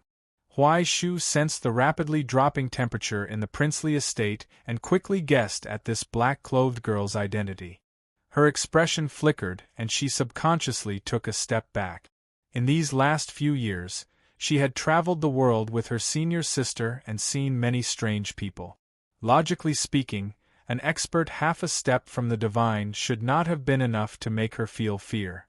However, black frost dragons were the highest level of divine beings, and had an innate suppressive effect on the souls of human experts. The black dragon was used to this sort of reaction and did not think much of it. On the contrary, the other Taoist nun had aroused her interest. Huai Ren's expression was very calm. She was not moved by her appearance, as if she did not know where she came from. The little black dragon examined her and said, "You're very strong." There weren't many people on this continent who could make her feel powerful. In the internal strife of South Stream Temple, Huai Bai had erupted and used the divine finger of the world stream to seal Huai Ren's most important chi openings. Under such a passive situation, Huai Ren was still able to easily counterattack. At that time, Chen Chongxing felt that this Taoist nun's strength was somewhat unfathomable. The little black dragon turned to Su Yorong, somewhat shocked and confused. Just what was she planning to do by having such an expert remain in the Prince of Luoyang's old estate? Su Yorong looked at one of the princely residences not far away and did not speak. The prince's mansion was blocked by high walls, so it was impossible to see the magnificent buildings inside. All one could see were the eaves that reached into the clouds. There were beasts coiled on the eaves. They were covered in golden scales and looked like dragons. The Prince of Xiang's face began to twitch as he gazed at those dragon beasts flashing with golden light in the sunlight, his fat rippling. After some time, he drew back his gaze. Propping up the fat on his belt, he sighed. "This matter has gotten big." Prince Chen Lu bitterly smiled. "I didn't think that Yorong would still act as simply and crudely as she did when she was young." The Prince of Xiang looked into Prince Chen Lu's eyes and slowly and seriously said, "Your father has served the venerable Taoist for many years. As long as I do not act rashly, I can assuredly maintain my current glory and wealth. Let me ask you again, do you still insist that we should take another step forward?" He was currently the most powerful and most respected prince in the great Zhou imperial court. At the same time, he was also an expert of the divine domain. If he took another step forward, just how far could he go? If we do not take this step, will the great Zhou dynasty be the world of the Chen clan, or will it be the world of Xining? Prince Chen Lu calmly replied, "This is what I care about the most." The Prince of Xiang's fingers sank into the fat on his abdomen. He incessantly sighed, saying nothing more. Prince Chen Lu had just gotten married, but he could not place his thoughts on his beautiful wife, because Su Yorong had caused too much of a ruckus. Correspondingly, his beautiful wife also had no thoughts on him. She even left the estate and returned to the Tianhai clan. Tianhai Xingxue stood in front of the estate's gate, looking at Pinghua, who had already changed into a married woman but still had a pampered expression. He advised, although brother-in-law has an indifferent personality and deep thoughts, his personality isn't bad, and he has always paid attention to his reputation. He will not treat you badly, but you also have to be careful. How can you always run back home after getting married? I came back to discuss proper business, not to play those boring games of jealousy. Pinghua walked into the estate and sneered. If you don't quickly respond, are you just going to watch that woman enjoy her glory? Tianhai Xingxue knew that Pinghua had held a deep grudge against Su Yorong ever since she was a child, but he had not expected that 3 years after the Divine Empress's death, and Pingua was no longer that princess with only title, this grudge still had not subsided. In fact, with the passage of time, it had only deepened. She had naturally returned to the estate today to represent the Prince of Xiang's estate in discussing with her father how to deal with today's situation. Tianhai Xingxue found it very uninteresting and did not want to participate in these matters. He took the reins from a servant and led his mount away. But he did not go very far before a tall and thin elder appeared at his side. This tall and thin elder seemed ordinary, but his identity was far from ordinary. He was the divine general with the most seniority, Fei Dian. Tianhai Xingxue said, "Although I have received no small amount of instruction in these last few years, Sir has truly wasted your time by following at my side." Fei Dian replied, "Since the Divine Empress sent me to your side, it proves that you are worth it." Back then, Tianhai Xingxue had been the youth with the most potential in the Tianhai clan. The Divine Empress had probably placed high hopes on him by sending Fei Dian to his side. But now that the Divine Empress was dead, Fei Dian had no intention of leaving. "Uncle Fei, do you think it's more interesting to stay in the capital or to go to the front lines?" Tianhai Xingxue did not wait for an answer. He shook his head and said, "Of course it's more interesting to fight the demons on the snowy plains." Fei Dian expressionlessly looked forward and said, "But I'm still alive." Tianhai Xingxue glanced at him with a slightly surprised expression. "General Han Qing is dead, Xue Xingchuan is dead, Tian Chui is dead, and many people are dead. I hear that Jin Yulu's days in White Emperor City are also not very good." Fei Dian continued, "I can still live and drink a little wine every day precisely because I think less and do less." Tianhai Xingxue knew that these words were a warning to him. It was very difficult for him to hide his thoughts from Fei Dian. But when faced with the current situation in the capital, who could not think? He raised his head to the clear blue sky and said, "The storm is coming, and one must find a roof tile to cover one's head." Chapter 28. 100 Flowers Lane had experienced coldness, liveliness, destruction, and reconstruction. It was no longer the same as it was in the past. It was even more flourishing than before, yet it was also quiet. New willows were planted on both sides of the road. In this early spring season, they spat out light green buds, unable to cover the corners of the restaurant's eaves. Gazing at the gate of the Orthodox Academy in the depths of the alley, Tianhai Xingxue fell silent for a very long time. The current gate had been built by the Tianhai clan, while the previous gate had been broken by his personal order. Back in the year when it was drizzling in the capital, he had led the knights under his command back from the north. With a single order, the war horses crashed through the courtyard gate. At that time, he and the Tianhai clan had been so glorious and arrogant. But now, after the coup of the Mausoleum of Books, other than the matters entrusted to it by the venerable Taoist master and the emperor, the Tianhai clan could not be more inconspicuous. This year, just when they were preparing to exert their strength in the Mount Song Army headquarters and obtain some benefits, they ended up encountering that major event. Just like that, their little brother, who had eyes at the top of his head, died. As for Tianhai, who had caused the conflict between the Tianhai clan and the Orthodox Academy, he had long since been forgotten. Fei Dian looked at the lonely expression on his face and guessed what he was thinking. "Let's go," he said. Tianhai Xingxue shook his head and urged his horse towards 100 Flowers Lane. Fei Dian's expression changed slightly. He looked at his back and didn't say anything. Tianhai Xingxue had specially come to the Orthodox Academy, not to pass by, because he did not want to miss it again. He knocked on the gate of the Orthodox Academy and walked in. His choice was the same as that of the grand examination. He hoped that his family would be able to survive, so he placed all his chips on the other side. He wanted to completely cut himself off from the clan. This way, even if the Tianhai clan was wiped out in the future, he would still be alive. Emperor Taizong had left behind many descendants, and even after so many years of trials and hardships, There were still many of them. The manors on both sides of the road of peace were proof.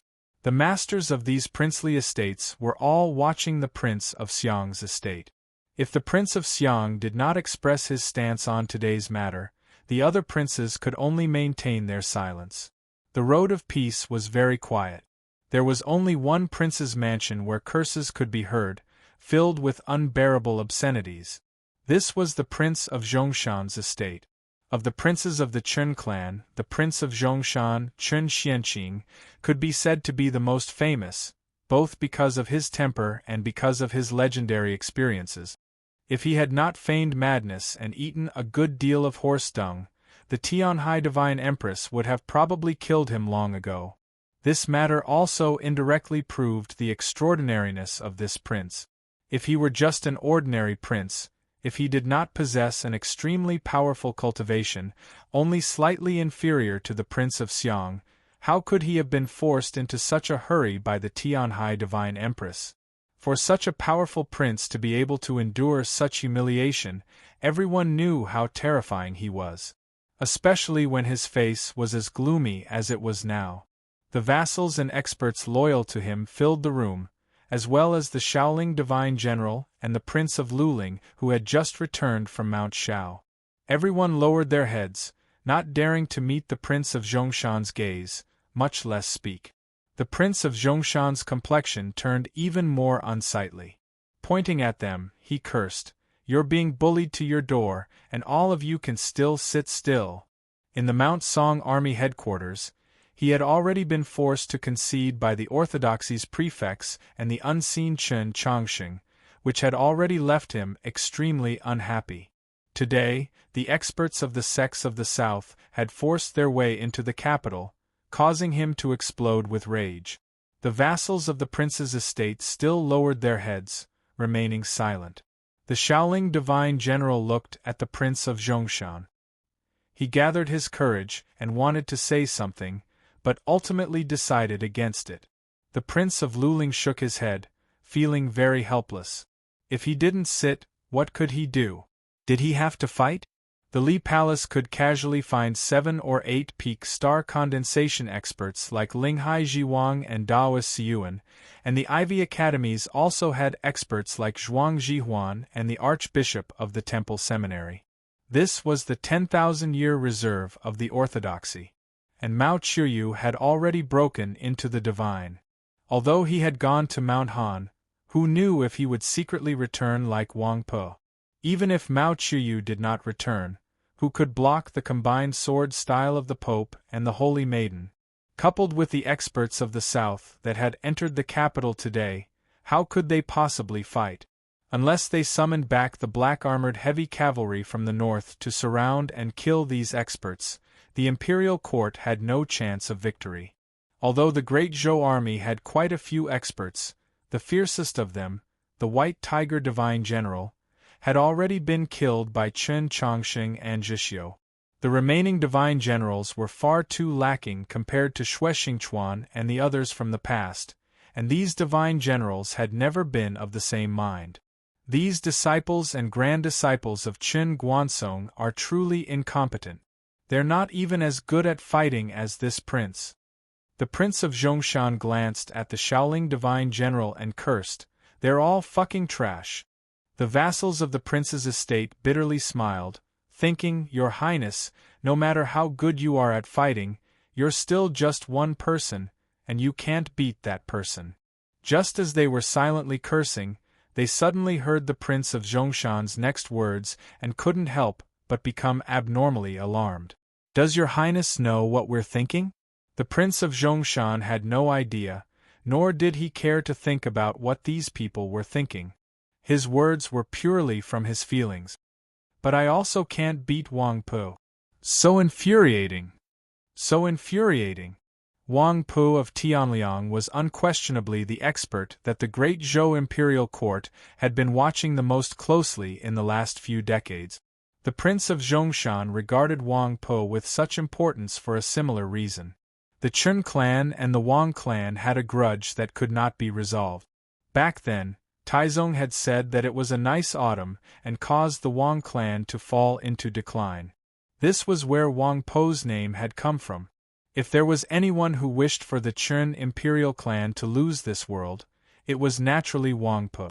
Thus, the moment Wang Po revealed his talent for cultivation, the Chun imperial clan was prepared to suppress him, perhaps even eliminate him. If the Tang old master had not sheltered him in Wenshui for a few years, Wang Po would have died long ago.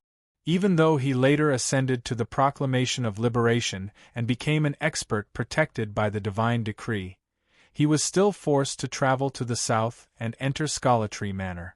After Su Li left for the other continent, Wang Po became the target that the great Zhou imperial court wanted to eliminate the most. With the coup of the Mausoleum of Books causing the divine decree to lose effectiveness, the imperial court's thoughts became reality. Thus, there was that siege under the ginkgo tree and that heaven-shaking battle by the Luo River in the capital. But no one had expected Wang Po's strength to rise so quickly. He had actually killed Tai Shu with a single blade on the Luo River and achieved the title of divine. From that day onwards, the entire situation changed. The great Zhou imperial court stopped all operations against Wang Po, the princes of the Chun clan maintained their silence, and the two sides maintained a peaceful situation. But today Wang Po had come to the capital. The yellowing trees in front of the imperial palace and the severed Luo River were both evidence, a declaration of war. This was naturally a provocation to the imperial court. In the view of the princes of the Chun clan, this was an even greater humiliation. The Prince of Luling bitterly asked, "Then what do we do now? What do we do?" The Prince of Zhongshan slammed the table and furiously said, "Then we'll eat shit. In any case, I've already eaten so much, so I'm not afraid of eating it again." Chapter 29. No one wants to eat shit, dog shit, horse shit, or anything else. Moreover, these princes of the Chen family had finally returned to the capital with great difficulty and climbed to the peak of their lives. Who would be willing to eat shit? The Prince of Zhongshan was not happy, the Prince of Luling was not happy, and presumably, even that most useless Prince of Luyang was not happy. But now that Wang Po had come to the capital, there was nothing they could do. From the current situation, it seemed that unless the Prince of Xiang personally appeared. The problem was that everyone knew why Prince Chen Lu was going to Luoyang, and they also knew why the Prince of Xiang's estate was so quiet today. When he thought of the events of that night, the Prince of Zhongshan's complexion turned even more unsightly. In a cold voice, he cursed, "Truly the ambition of wolves, their greed unsatisfied." Even if the Prince of Xiang personally appeared, he would not necessarily be able to resolve the matter. Wang Po was that metal blade that displayed its sharpest edge. Behind him were Scholartree Manor, Mount Li, Holy Maiden Peak, and several dozen great clans and sects of the south.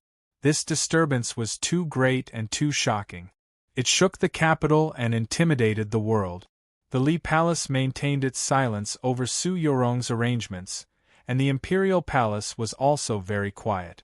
The emperor and the pope did not say anything, but that did not mean that they would not do anything. If Shang Xingzhou didn't react, if the response of the imperial court and the princes was slightly weaker, this pair of martial brothers could completely borrow the momentum of Su Yorong's powerful actions and boldness to directly remove the real power of the princes and the military's divine generals, completely rewriting the structure of the great Zhou imperial court. Only if Shang Xingzhou immediately returned to the capital would he be able to turn the tide, because only he had the prestige and ability to do so. Otherwise, in order to protect themselves, the princes of the Chun family would definitely summon troops into the capital. At that time, the flames of war would be incessant, and who knew what the final outcome would be. This was also something that the Prince of Luling and the Shaoling Divine General could not understand. Why would Su Yorong do that? As the saintess of a generation, did she want to see war and chaos, the common people destitute, and the good situation of the human race destroyed? The Prince of Zhongshan gazed at the sky outside the estate and listened to the distant cries of geese. A light suddenly flashed through his narrowed eyes. He replayed the whole thing twice in his mind and finally came to a conclusion. That conclusion seemed very real, but it was so simple that he found it hard to believe. Su Yorong had done so many things. Was it really just to force Taoist Master to return to the capital? The problem was, if Taoist Master really returned to the capital, what could she do? Even if the South had many experts, even if the Orthodoxy had deep resources, even if Wang Po was extremely powerful, even if she and Chen Chongqing had an unspeakably exquisite combination of swords, could he kill the Tao Master in this way? Many people could not understand Su Yorong's motive for doing these things. At the same time, he could not understand how she could command so many sects and clans to come to the capital. Naturally, her position in the South was extremely high, and her reputation was extremely high. The problem was that this was truly a major event, and it could even be said to be a disaster that could lead to the annihilation of the entire clan. The priests led the experts and disciples from the South to the various halls. They were also very confused about this question, but they could not ask it. Using the excuse of the grand examination, the sects and clans of the South had brought more than 2,000 people to the capital. This many people naturally could not stay in the inns, so they were arranged to stay in the Li Palace, the Ivy Academies, and the various Taoist churches of various sizes in the capital. Chen Chongqing did not say anything, and Hu 32 handled the matter very appropriately.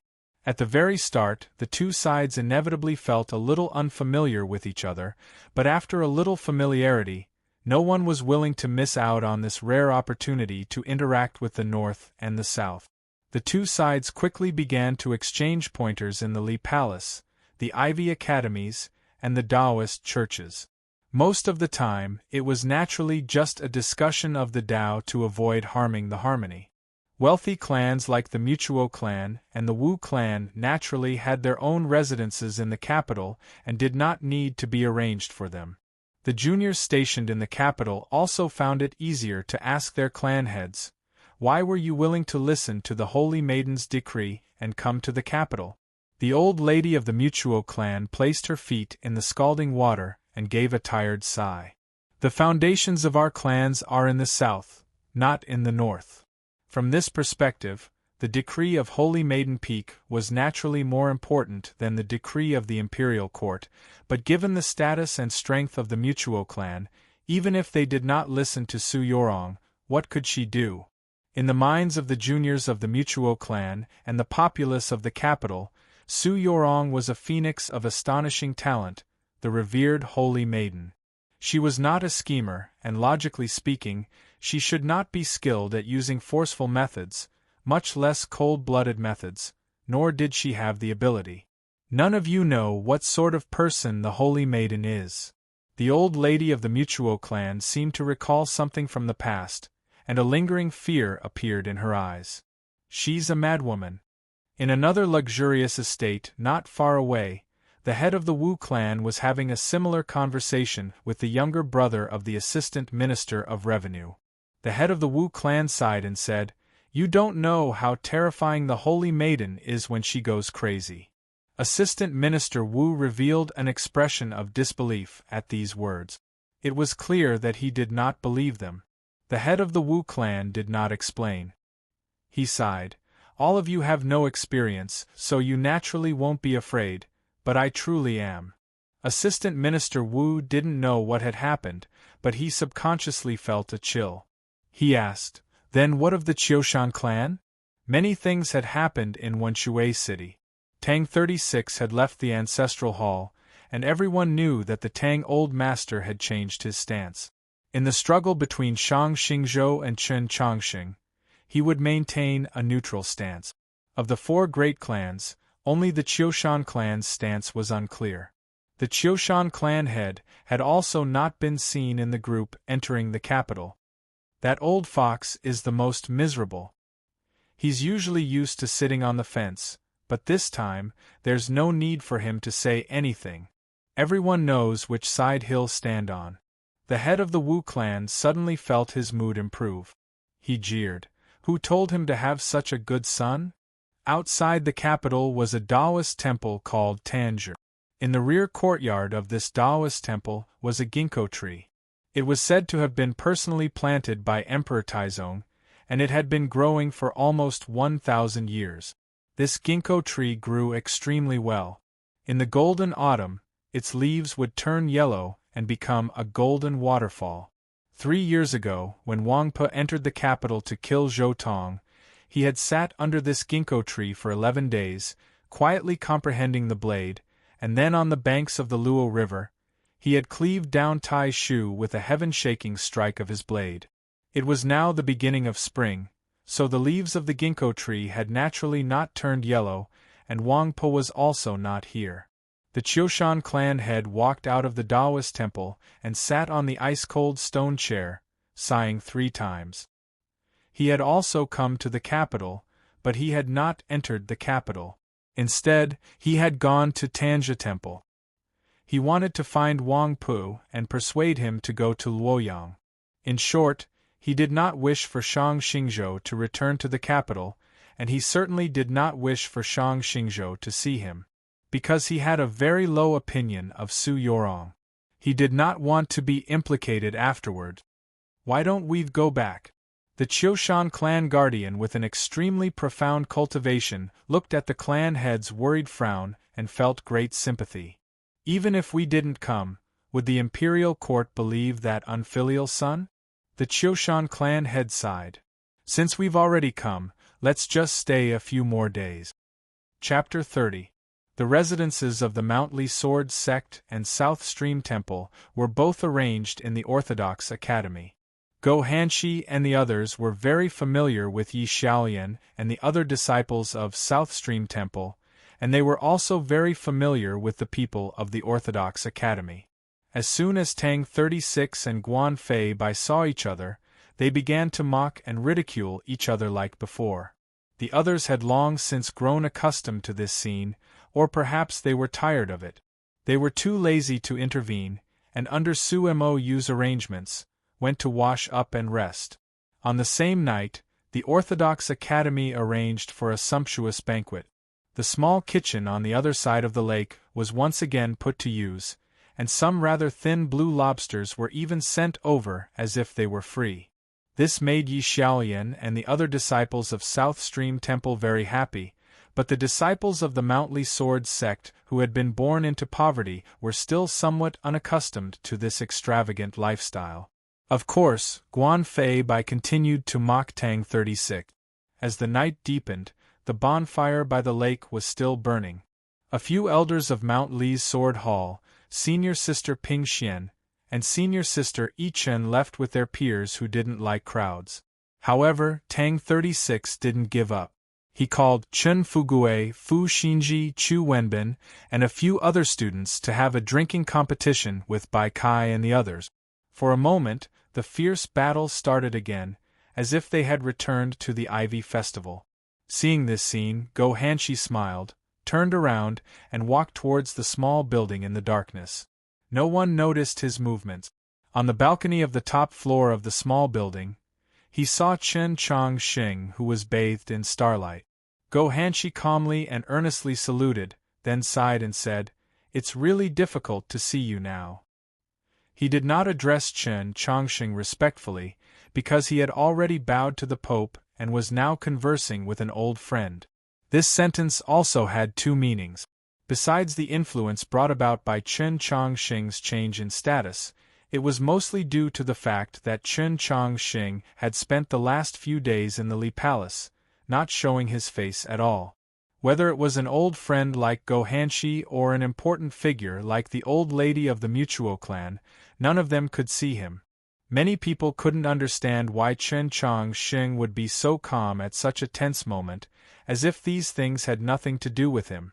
Was he not worried that Jingdo would be in turmoil and that war would soon arrive?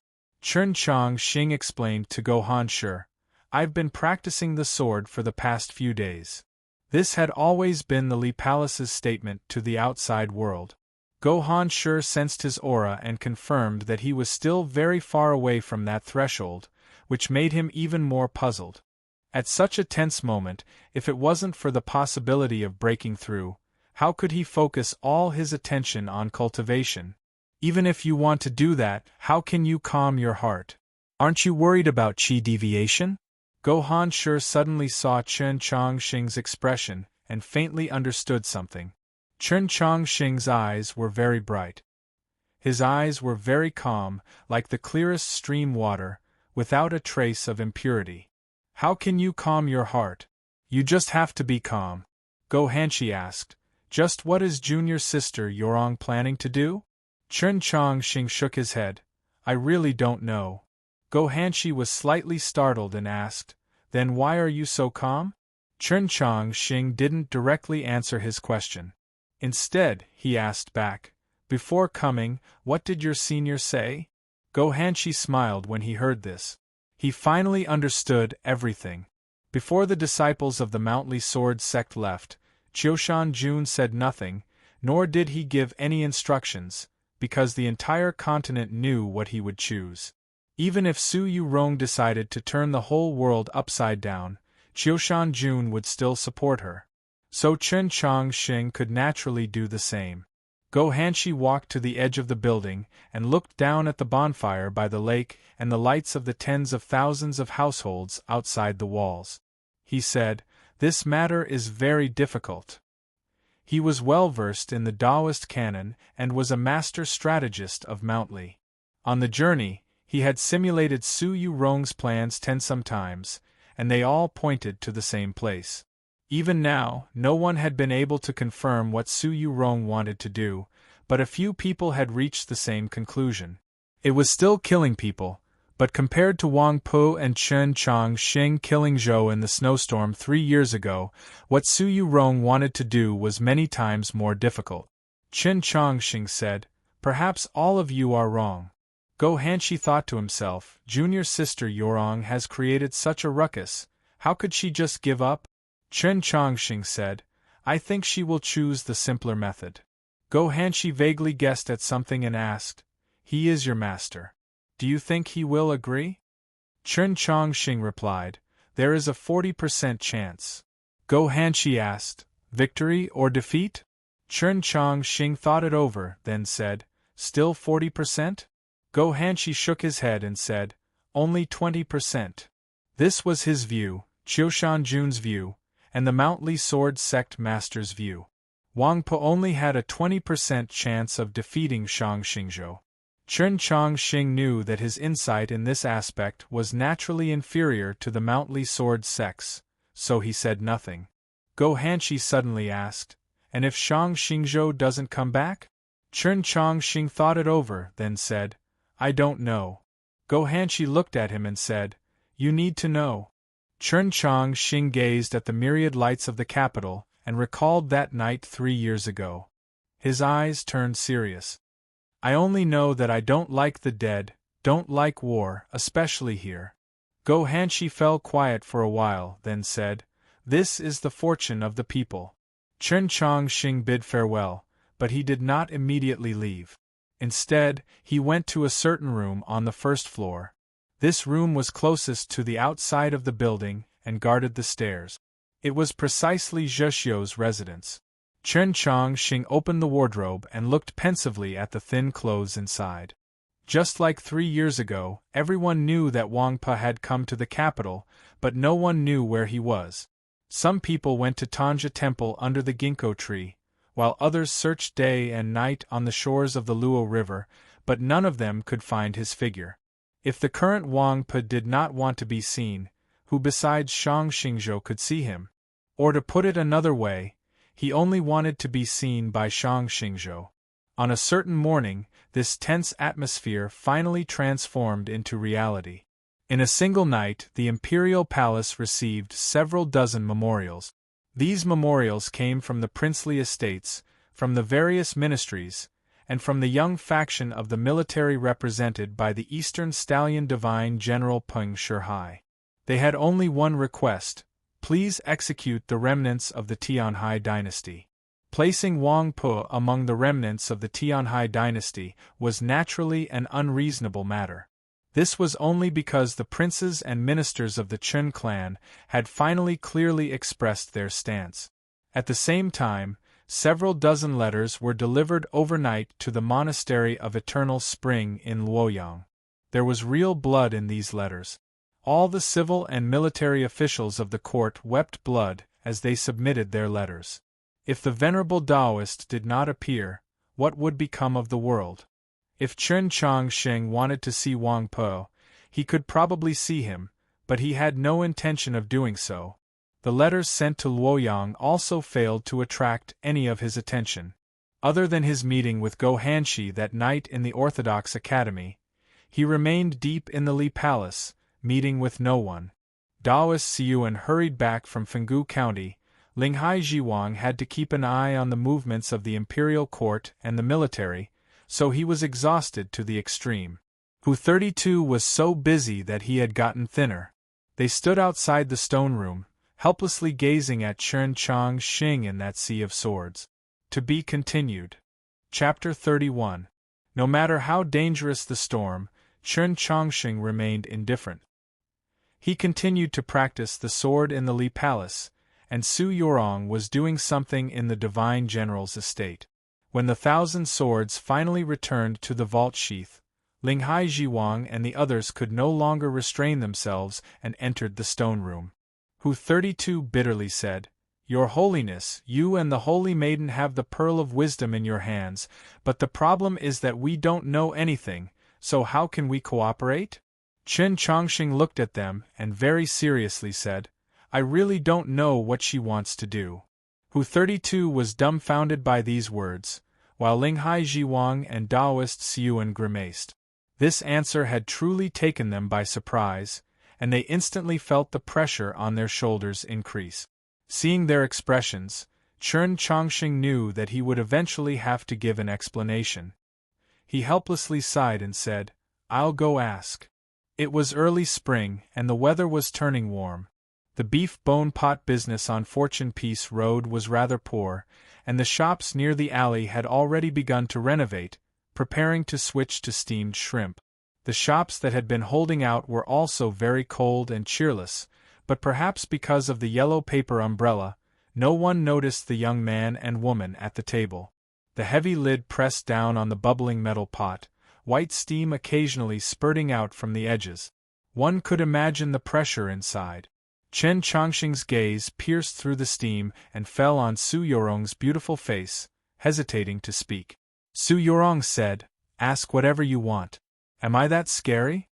Chen Chongqing said, "I hear that the old lady of the Mutuo clan and the head of the Wu clan are both very afraid of you." Su Yorong ignored him. Turning to the innkeeper, she yelled, "Please bring a jar of pear blossom white wine." Chen Chongqing looked at her profile and asked, "Go Hanshi said that before you left South Stream Temple, you invited the old lady of the Mutuo clan and the head of the Wu clan to play a game of mahjong in that village?" Su Yorong picked up a cup of hot tea and washed his bowl and chopstick. "It's a habit of the South to do this before eating, though I don't think it's very useful." Chen Chongqing asked, "Just what happened at the mahjong game?" Su Yorong saw that it was impossible to change the subject, so she gave him a bored glance. "We only sat there for an hour. What could have happened?" At the time, she had been in a hurry to get to White Emperor City and truly had not had much time, but it had been enough for her to win all the chips she needed. Chen Chongqing recalled the mahjong table in the Wenshui Tang clan's old estate and the words the Tang old master had said, and he became even more curious. Su Yorong said, "Today, Shuang caught a few river fish, I have to go back." This sentence was both an urging and a reminder. Since you're finally going to ask me, then ask about the most important thing. Chen Chongqing said, "I originally didn't want to ask because I was afraid of hearing a bad answer." In the last few days, he had been hiding in the Li Palace practicing the sword, not meeting with anyone. This was one of the most important reasons. The boss brought over a pot of pear blossom white wine. At the same time, he picked up the lid of the pot and threw more than 10 snow-white flowers into it. "You can eat now." Su Yu-rong picked up the wooden spoon and inserted it into the depths of the red and alluring beef bone. She forcefully flipped it twice and gestured to Chen Chong-shing for him to start. Chen Chong-shing looked at the ribs that were covered in oil and the rolls that were soaked in soup. He didn't know where to start. The first time he ate ribs here, because he was too excited, he ate very attentively. At this time, he realized that although it was very delicious, it was very unhealthy. Sometimes we don't need to think of things too complicated. Su Yorong used her long chopsticks to pick out a beautiful object that was 5 parts bone, 3 parts meat, and 2 parts tendon, and placed it in his bowl. This sentence naturally had a double meaning. Chen Chong-shing looked at her and seriously asked, "Is it really that simple?" Su Yorong used very refined movements to eat the meat on the bone, but her speed was very fast. An extremely complete, extremely clean piece of bone fell onto the table with a light clap. It was like an official adjudicating a case, or like a storyteller beginning to tell a story. Su Yorong continued to attack the food in the pot. She very casually said, "Yes, I want to force Shang Xingzhou to come to the capital." Chen Chong-shing paused for a moment, then asked, "Why?" Su Yorong raised her head and looked into his eyes. She seriously said, "Because he's not willing to see you." Outside, spring was in full bloom. The fire in the stove was burning fiercely, and the store was rather hot. Chen Chong-shing felt his body warm and comfortable. "Don't get angry because of these things," he said to Su Yorong. "He's not willing to see me, perhaps because he doesn't dare to see me. Back in the Orthodox Academy, in front of Eunuch Lin, you said this. Later on, in front of Shang Xingzhou, you also said this." Su Yorong said, "Even if it's true, I'm still unhappy." Chen Chong-shing was taken aback. "Why?" Su Yorong replied, "He doesn't dare to see you because he feels guilt towards you. Guilt is because he treated you badly, and even now, he still hasn't thought about resolving this problem." Yes, Shang Xingzhou had no desire to resolve this problem. In her view, this was the most troublesome problem. After the trip to White Emperor City, although Chen Chong-shing and Shang Xingzhou still treated each other as strangers, the relationship between the two had actually improved. Shang Xingzhou had tacitly allowed him to return to the capital and had done nothing, but this was still far from enough. He was like an invisible sword hanging over Chen Chong-shing's head, ready to fall at any moment. All that mattered was his mood at the time. If he wants to kill you, he can kill you. If he wants to treat you well, he can treat you well. Su Yorong raised the wine cup to her lips and drained it in one gulp. Her expression unchanging, she asked, "Based on what?" Chen Chong-shing looked at the wine cup, somewhat hesitant. Although the pear blossom white seemed cool and refreshing, it was actually extremely spicy and highly alcoholic. In the end, he still took a shallow sip, his eyes turning slightly red. "In the end, he is still my master." Seeing his appearance, Su Yorong felt somewhat angry and said, "But I am your fiancé." Chen Chong-shing stared at her in a daze, somewhat unable to understand the logical connection between these two statements. Su Yorong took the wine cup from his hand and drank the remainder of the wine. "The only person who can treat you so willfully is me. No one else can, not Shang Xingzhou, not that senior of yours." Chen Chong-shing felt that this wine was truly very spicy, or else why did he feel his body grow hotter after only taking a small sip? He was also somewhat worried that Su Yorong would get drunk from drinking so quickly, so he quickly picked up a flour roll that had not been soaked in the gravy and placed it in her bowl, indicating that she should quickly eat it. Su Yorong felt very bored, but she still lowered her head and ate the flour roll. The steam in the pot gradually lessened and the scenery in the store became clearer and clearer. Chen Chong-shing looked at her face and felt very calm, not wanting to ask any more questions. Like what would happen if she really did force his master to come to the capital, or why she was so sure that his master would act according to her plans. But everyone's eyes reflected his thoughts at the time, and the cleaner the eyes, the more so. Su Yorong raised her head and looked into his eyes, knowing what he was thinking and what he was worried about. To be continued. Chapter 32. Su Yorong said, "If he doesn't come, the capital will inevitably fall into chaos, and the internal strife among the human race will be very difficult to quell." Qin Changxing said, "Taking chestnuts from the fire is what he is best at. The power of the human race has long been meaningless to him. What he cares about is the bigger picture." Su Yorong asked, "Why was it that in the Mount Song Army headquarters, in Wenshui, in South Stream Temple, in White Emperor City, he constantly retreated in the face of the Li Palace's attacks, until he became a solitary person? It's not because he's kind to you, or because he cares for the people of the world, but because he sees the big picture." Qin Changxing said, "You mean the northern expedition?" Su Yorong replied, "That's right. Right now, his only purpose and meaning in living is to exterminate the demons. For this matter, he can sacrifice everything." Qin Changxing said, "But not including himself." Su Yorong replied, "Yes, because he wanted to see with his own eyes, or perhaps in Emperor Taizong's place, the day the human army breaks into Xuelao City." If a normal citizen were to hear this conversation, they would easily see Shang Xingzhou as a saint, and would naturally see Su Yorong and Qin Changxing as villains. But in this story there was no right or wrong, only in the relationship between Shang Xingzhou and Qin Changxing. But that day is also something that we are willing to see. Qin Changxing looked at Su Yorong and reminded, "Can we ignore the big picture?" Su Yorong asked, "Why not?" Qin Changxing didn't understand and thought to himself, "But you aren't that kind of person." Su Yorong smiled sweetly and said, "On this matter, you can just treat me as a willful little girl." Qin Changxing felt that she was very beautiful. Other than in the garden of Zhou, she was the most beautiful. But he still continued to say, "Master still won't believe that you will really throw the capital into chaos." Su Yorong slightly raised her eyebrows and asked, "Why?" Qin Changxing said, "Because he knew I would stop you.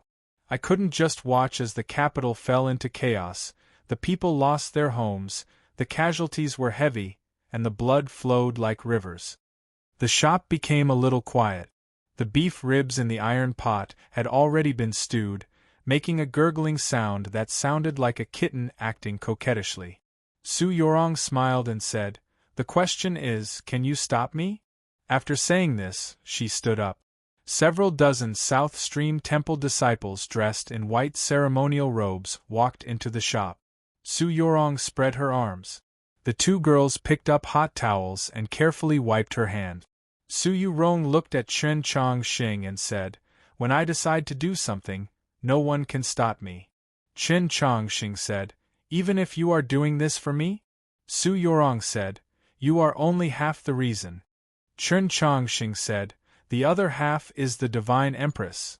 Su Yorong calmly replied, "That's right, but you can't stop me.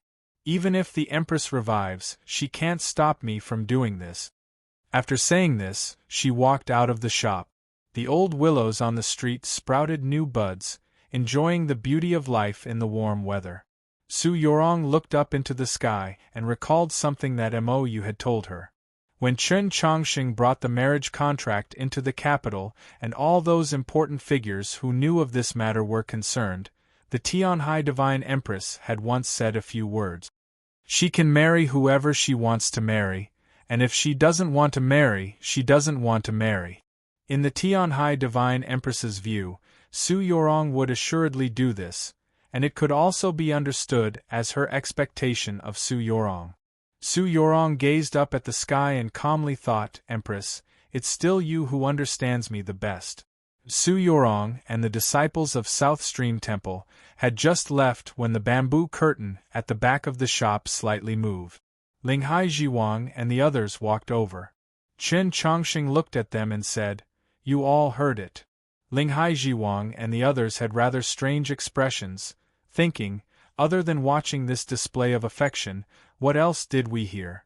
This conversation had not mentioned love, but everyone could see that Su Yorong loved and cherished Chen Chongqing from the bottom of her heart. A normal girl who wholeheartedly wanted to stand up for her lover, only to have her lover say that he wanted to stop her, would presumably be very angry. But Su Yorong was not. She remained calm, even able to smile. Why? Chen Chongqing looked at them and seriously said, because she knows that I won't stop her. Ling Haizhiwang and the others were flabbergasted, thinking, if the venerable Taoist does not return to the capital, will His Holiness really just watch as the entire capital sinks into blood and fire? Chen Chongqing recalled his conversation with Go Hanshi that night and said, it's not that I can't stop her, but that I believe that she won't do this. Su Yorong was not angry, presumably because she believed that he would firmly believe in her. That last conversation just now was just a play.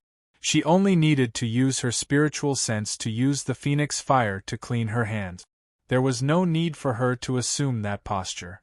This play was for all living beings in the world to see, and even more so for Shang Xingzhou in the distant Luoyang. Chen Chongqing walked out of the shop, not noticing the hint of worry on Hu 32's face. The early morning sun shone on those stone pillars that were not very tall, casting countless slender shadows on the ground that were incapable of parting the crowd that had come to watch the spectacle. The employees of the gambling house held paper slips in their hands and shouted something. The crowd from outside the city curiously listened, sometimes moved by their words and taking out taels of silver from their bosoms. The few people from the capital that had yet to come saw this sight and smiled sympathetically.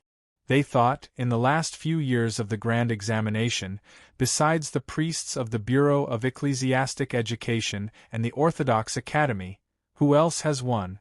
The day of the grand examination finally arrived.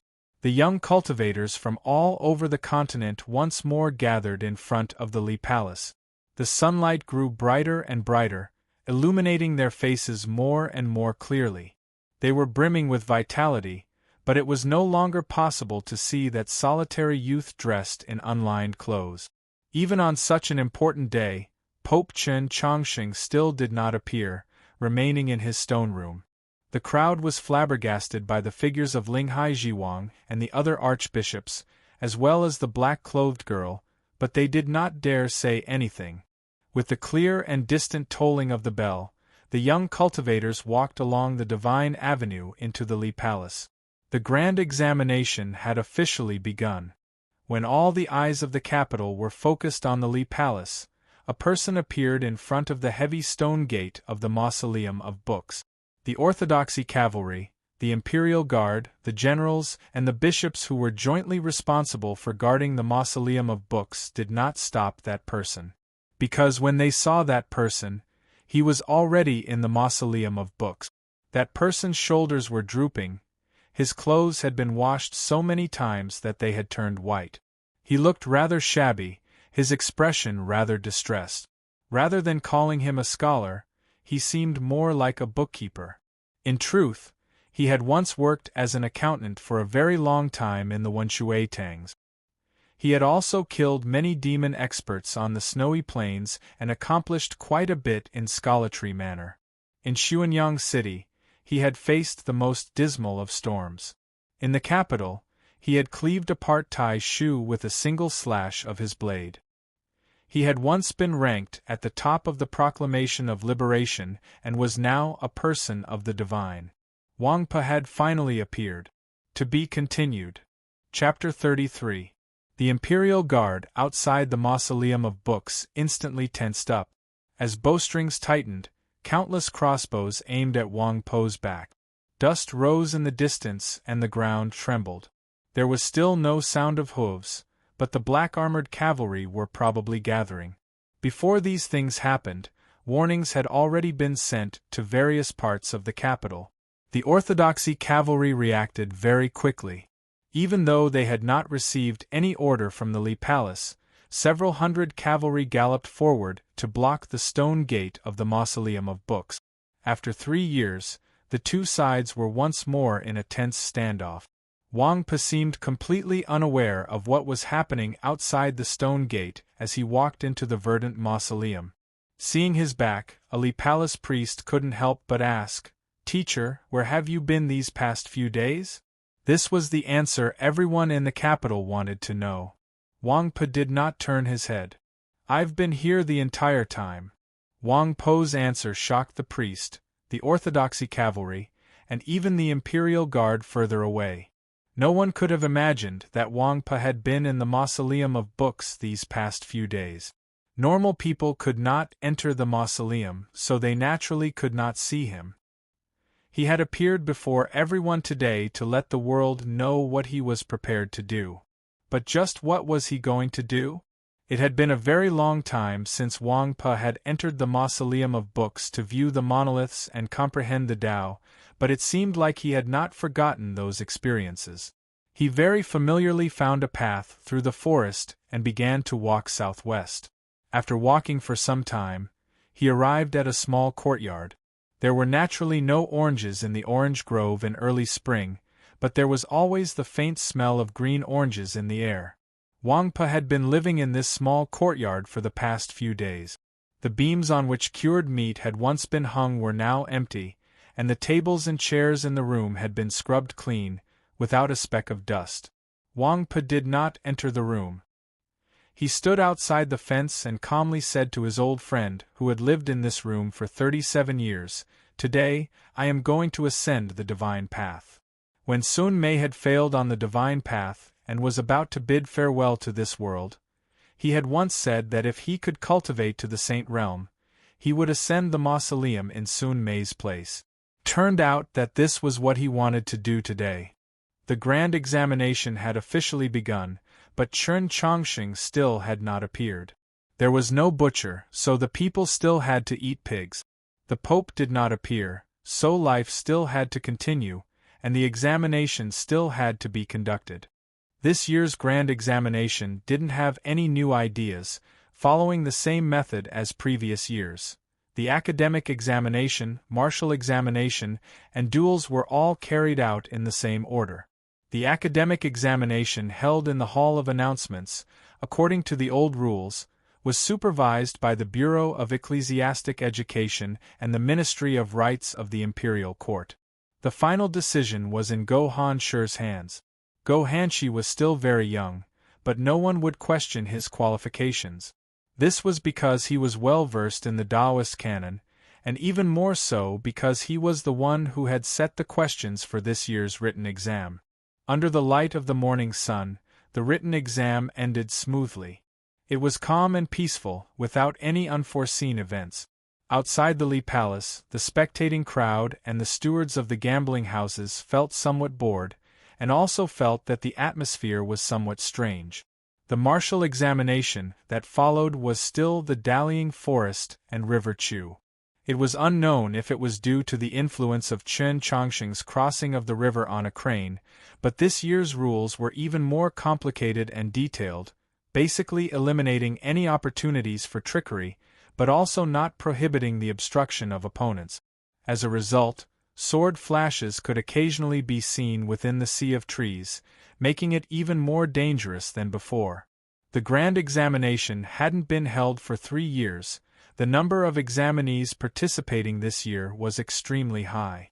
Though the competition was also relatively fierce, the number of examinees that had successfully made it to the other side of the River Chu still numbered around 200.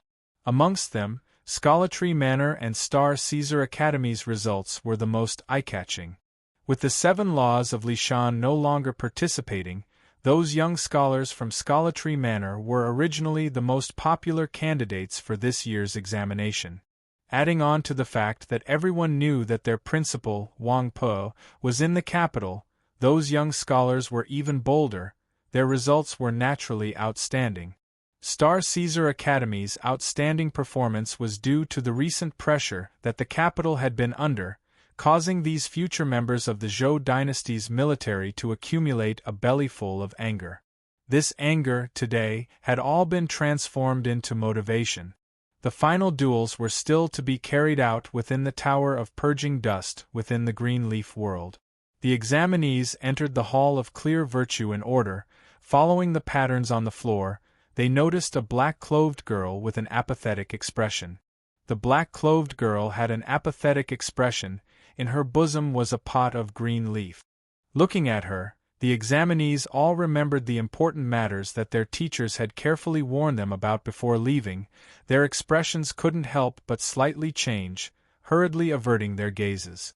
Only after entering the green leaf world and arriving outside the tower of purging dust did the examinees let out a sigh of relief, their faces revealing expressions of awe and surprise. They all began to discuss.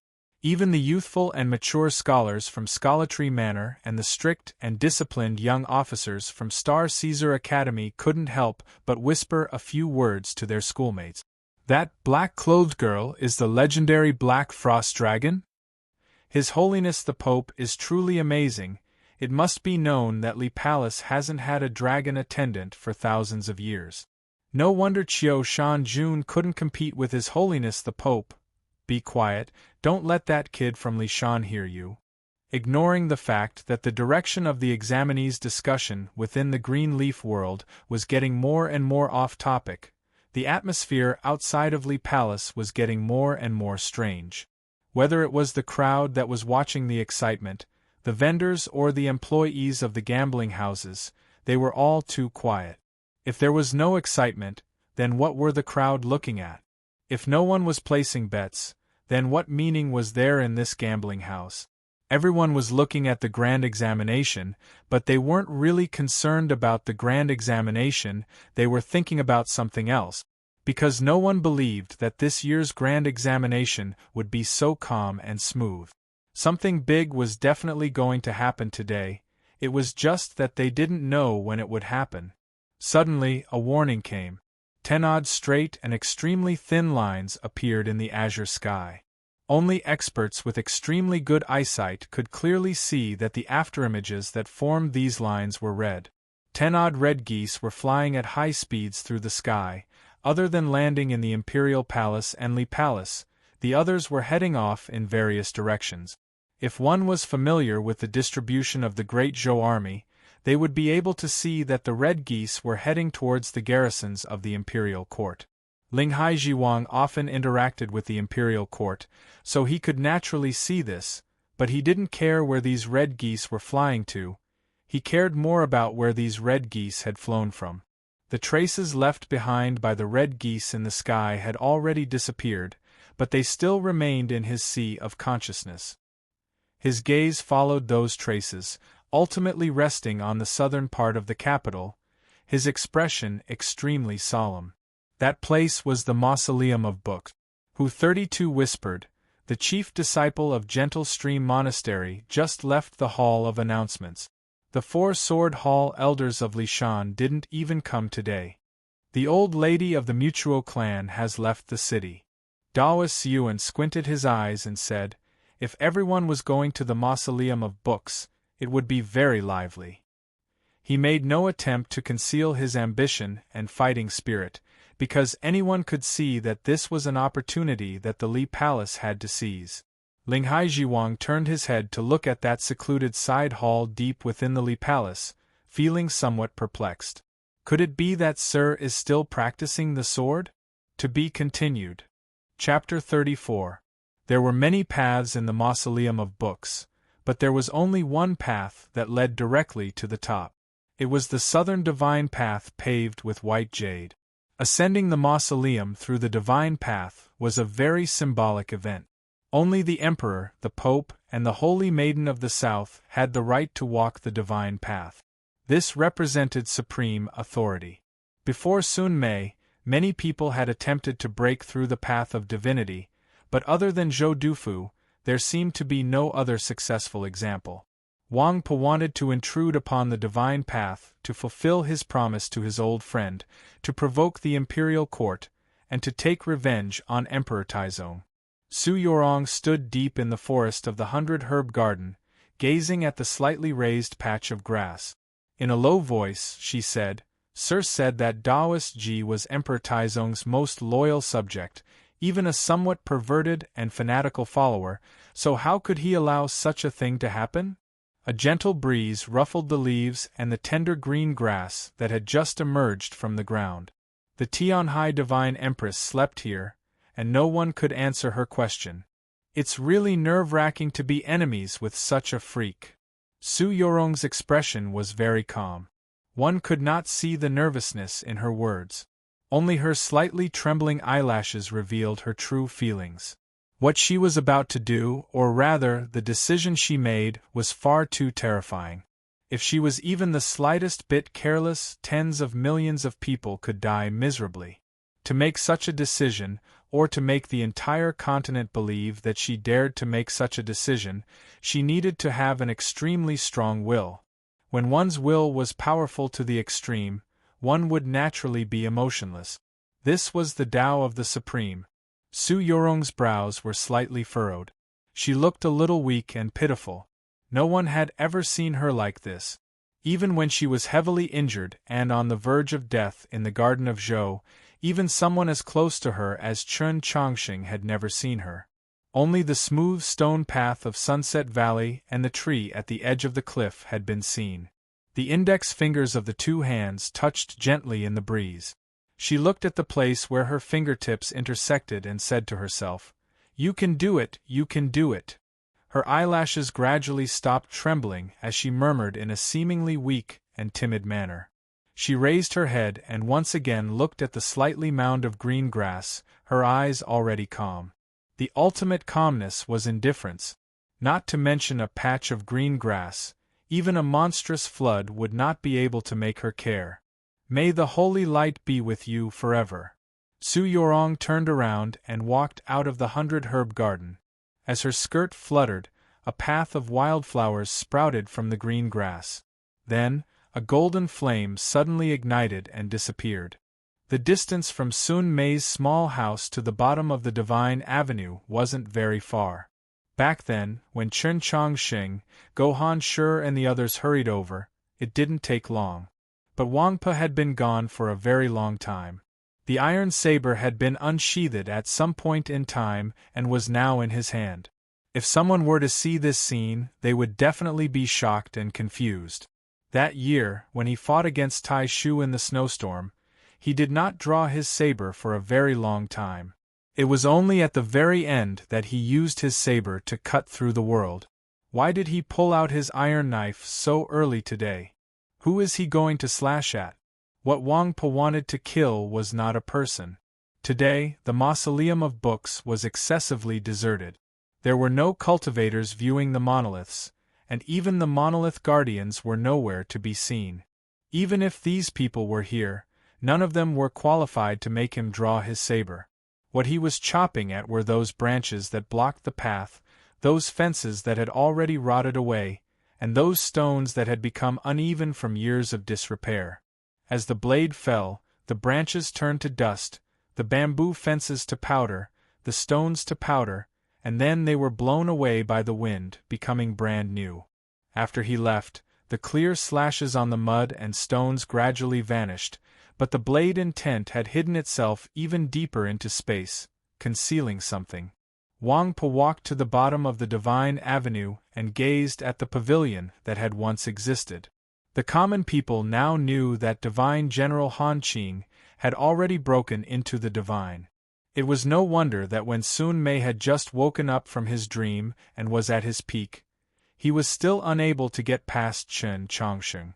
Who would stop him from intruding on the Divine Avenue today? Wang Pe did not walk down the Divine Avenue. He quietly waited for that person to arrive. His blade was sheathed once more, but the energy of his blade continued to stretch across the world, and it was even slowly rising. He was not in a hurry, because the longer he waited, the more perfect the accumulated energy of his blade would become.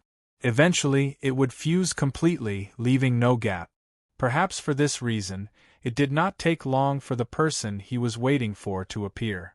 The breeze stirred the clear water in the canal, creating countless fine ripples that formed countless complex and incomprehensible designs. The ripples seemed to conceal the mysteries of the world, greatly diluting the energy of Wang Pe's blade. Shang Xingzhou appeared on the Divine Avenue, his Taoist sleeves drifting in the wind and his black hair neatly combed. Wang Po commented, "As expected, there's nothing new." He was not surprised by Shang Xingzhou's appearance, and presumably, no one else would be surprised. In the present world, the only person capable of stopping him from intruding on the divine avenue was Shang Xingzhou. Shang Xingzhou did not respond. He cared more about the actual result than what he said. He looked at Wang Po, his eyes brimming with admiration, like he was looking at his most outstanding junior. But that wisp of admiration had turned into regret in the end. In his plans, Wang Po would play an extremely important role in the upcoming northern expedition, and he was even prepared to give him the heavy responsibility of breaking into Xuelao City. Alas, such an outstanding human expert would die today. A rain descended upon the mausoleum of books with Shang Xingzhou's arrival. This was not a spring rain, but a rain of arrows. With a dense buzz, countless arrows and ballista bolts descended like a torrential rain. These arrows fiercely scraped against the air, leaving behind sparks and glimmering with sacred light. Wang Po did not turn around. He had already sensed the arrival of this rain of arrows. He was rather surprised and also rather emotional. He had not expected the Imperial Guard outside the Mausoleum of Books to possess so many sacred light arrows. It was obvious that the Imperial Court had long ago predicted that he would appear in the Mausoleum of Books. This many sacred light arrows was a terrifying and highly targeted attack. As it turned out, 3 years ago, when he broke into the Divine by the Luo River, the Imperial Court had begun to prepare a plan to kill him. Shang Xingzhou stood on the Divine Avenue, also within the range of this rain of arrows, but he had no intention of leaving. He only calmly gazed at Wang Po. It was like he was looking at a dead man. He had cultivated the Tao for more than 1,000 years, so he naturally had the ability to deal with sacred light arrows. At the very least, he was much stronger than Wang Po. And if he did not leave, Wang Po would not be able to leave. No matter how strong Wang Po's blade was, it could not cut down the sky full of arrows while simultaneously blocking his attack. At this moment, a sword glow suddenly appeared in a forest to the southwest of the Mausoleum of Books. This sword glow was extremely plain and clean. A bird was alarmed, but before it could fly out of the forest, it was cut down by another sword glow. This sword glow was extremely beautiful.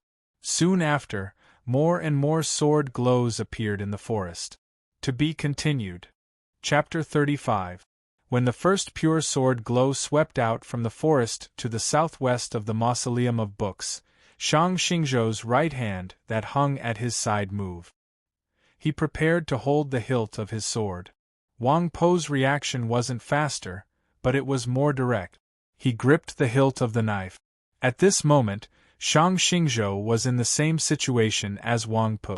If he moved, he would have to face Wang Po and those sword lights at the same time. Just now, it was he who had prevented Wang Po from moving.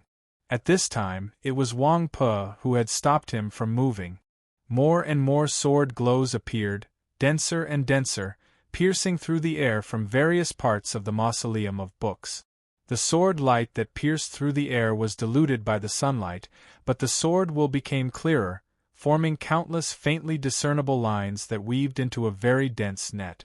The holy light arrows that rained down like a storm all crashed into this sword net. Ear-piercing sounds of cutting and friction rang out as the crossbow bolts broke one after another. Compared to the number of crossbow bolts, the Mausoleum of Books produced far fewer sword glows. However, these sword lights were also imbued with holy light, which was much purer and denser than the holy light on the crossbow bolt. With the shattering of the crossbow bolts, milky white rays of light constantly scattered, illuminating the southern foothills of the Mausoleum of Books with incomparable clarity. The hundreds of sword lights gradually disappeared and returned to the ground. The crossbow bolts in the sky were all cut into pieces. They slowly floated down like willow catkins and were swept away by the wind. Her white dress was also fluttering in the wind. Several hundred South Stream Temple disciples appeared in the forest, on the stone path, by the canal. It was like several hundred white flowers had suddenly bloomed in the mountains of the Mausoleum of Books. The disciples of South Stream Temple had always been in the Mausoleum of Books. They had used some sort of method to evade the surveillance of the imperial court, and not even the priests of the Li Palace had noticed them. Of course, in front of Shang Xingzhou, even the Green Mountains could not hide their sword intent. However, Wang Pe used his saber Dao to successfully block Shang Xingzhou's vision. As he gazed at this beautiful and even spectacular sight, Shang Xingzhou thought of something and glanced at Wang Pe. Several hundred years later, the human race once again entered the age of blooming wildflowers. The beginning of this era was the appearance of Wang Pe.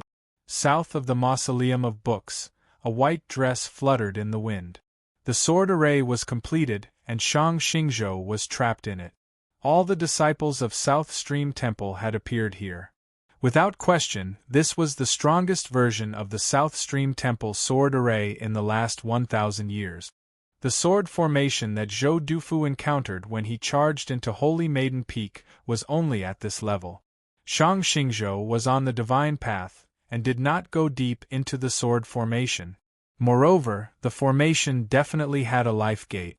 Logically speaking, he should have fled as fast as he could, but he didn't. Because he knew that since the other party had racked their brains to come up with such a plan, they would definitely not leave any loopholes. Su Yorong appeared on the divine path, slightly higher than Shang Xingzhou. She wore a white ceremonial robe. Her expression was calm, and her face was pretty. If Shang Xingzhou wanted to break the South Stream Temple sword array, this was the only path. Just now, it was Shang Xingzhou who had stopped Wang Pe from attempting the divine path. At this time, it was Shang Xingzhou who had to attempt the divine path. The offensive and defensive momentum were reversed. Judging from the current situation, Shang Xingzhou was outnumbered. However, he did not say anything. Su Yorong did not say anything either, because they were both very clear that just like how the offensive and defensive positions could be reversed at any time, the same could be said for the number of positions. This had nothing to do with gaining or losing the Tao. It was just a cold and boring number. Dust was flying outside the Mausoleum of Books. The Orthodoxy cavalry and the Imperial Guard were in a standoff, and two groups of black-armored cavalry with terrifying strength were on their way. Many experts from the imperial court, the military, and the various ministries had already infiltrated the Mausoleum of Books. From time to time, flocks of birds would be alarmed and fly off into the distance with slightly panicked cries. A place where no birds could be seen and no sound could be heard was actually even more dangerous. The assassins from the Pavilion of Heavenly Secrets and the blue-clothed Taoist from the Monastery of Eternal Spring might be in that forest. Flying carriages were extremely difficult to make and extremely expensive. They were also very slow, so they had always been regarded as flashy but impractical objects. In the entire continent, only the capital and Xuelao City had them.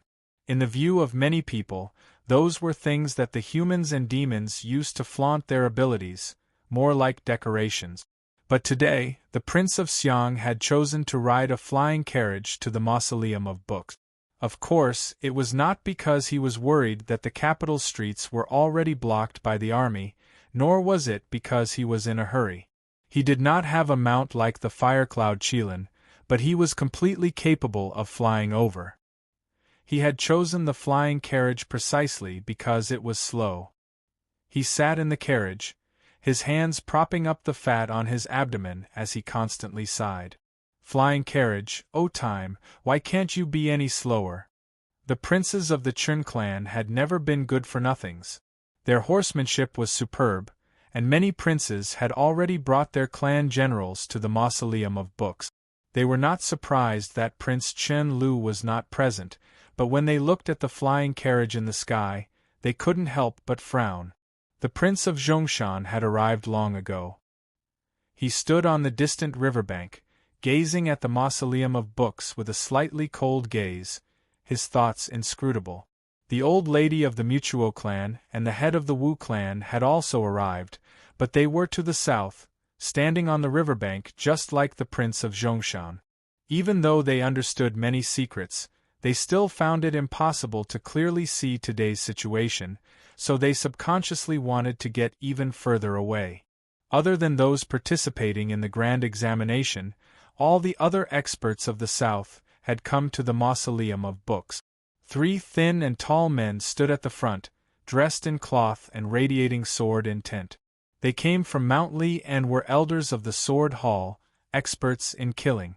The Eastern Tide Divine General stood at the front of the army, his face rather gloomy as he gazed at the 3 elders of Mount Li's Sword Hall. He and these 3 elders of Mount Li's Sword Hall had once worked together in the snowy plains of the north, so he knew how formidable they were, so he naturally attached great importance to them. Once the army arrives, gather all the array masters. We must kill these 3 as soon as possible. The Shaoling Divine General fell quiet for a few moments, then asked, "How many array masters will die?" The Eastern Tide Divine General harshly replied, "It's worth it, or else we'll all die to the swords of these 3. Shang Xingzhou calmly gazed at Su Yorong. He was not angry at having fallen into the trap, nor was he nervous. On the contrary, he found all this rather interesting. He had worked together with her in White Emperor City, and at the time, he had greatly admired her talent, intelligence, and resolve. From the standpoint of a senior, he had even felt that Chen Chongqing was not worthy of her, even though Chen Chongqing was his disciple. Today, he admired her even more. The experts of the great clans and sects outside the mausoleum of books, including Wang Po, were all her pawns, and they were willing to be her pawns.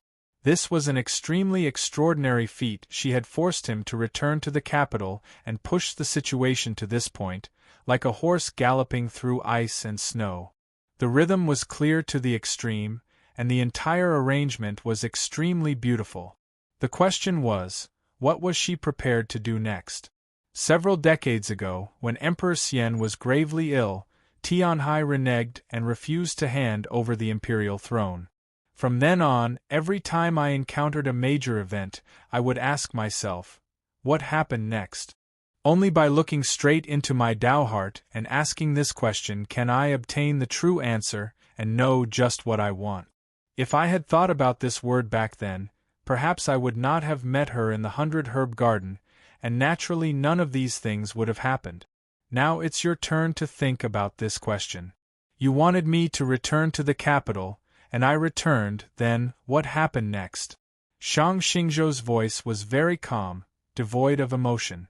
Su Yorong's voice was also very calm. If you are not willing to agree to my request, then there will be no then. Chapter 36. Su Yorong answered very quickly, as if she didn't even think about it. However, Shang Xingzhou and Wang Po knew that this was because she had already thought about this problem too many times, so there was no need to think about it again. Wang Po gazed at the approaching dust outside the mausoleum of books and sighed. Shang Xingzhou looked at her and said, "Why should I agree to your request?"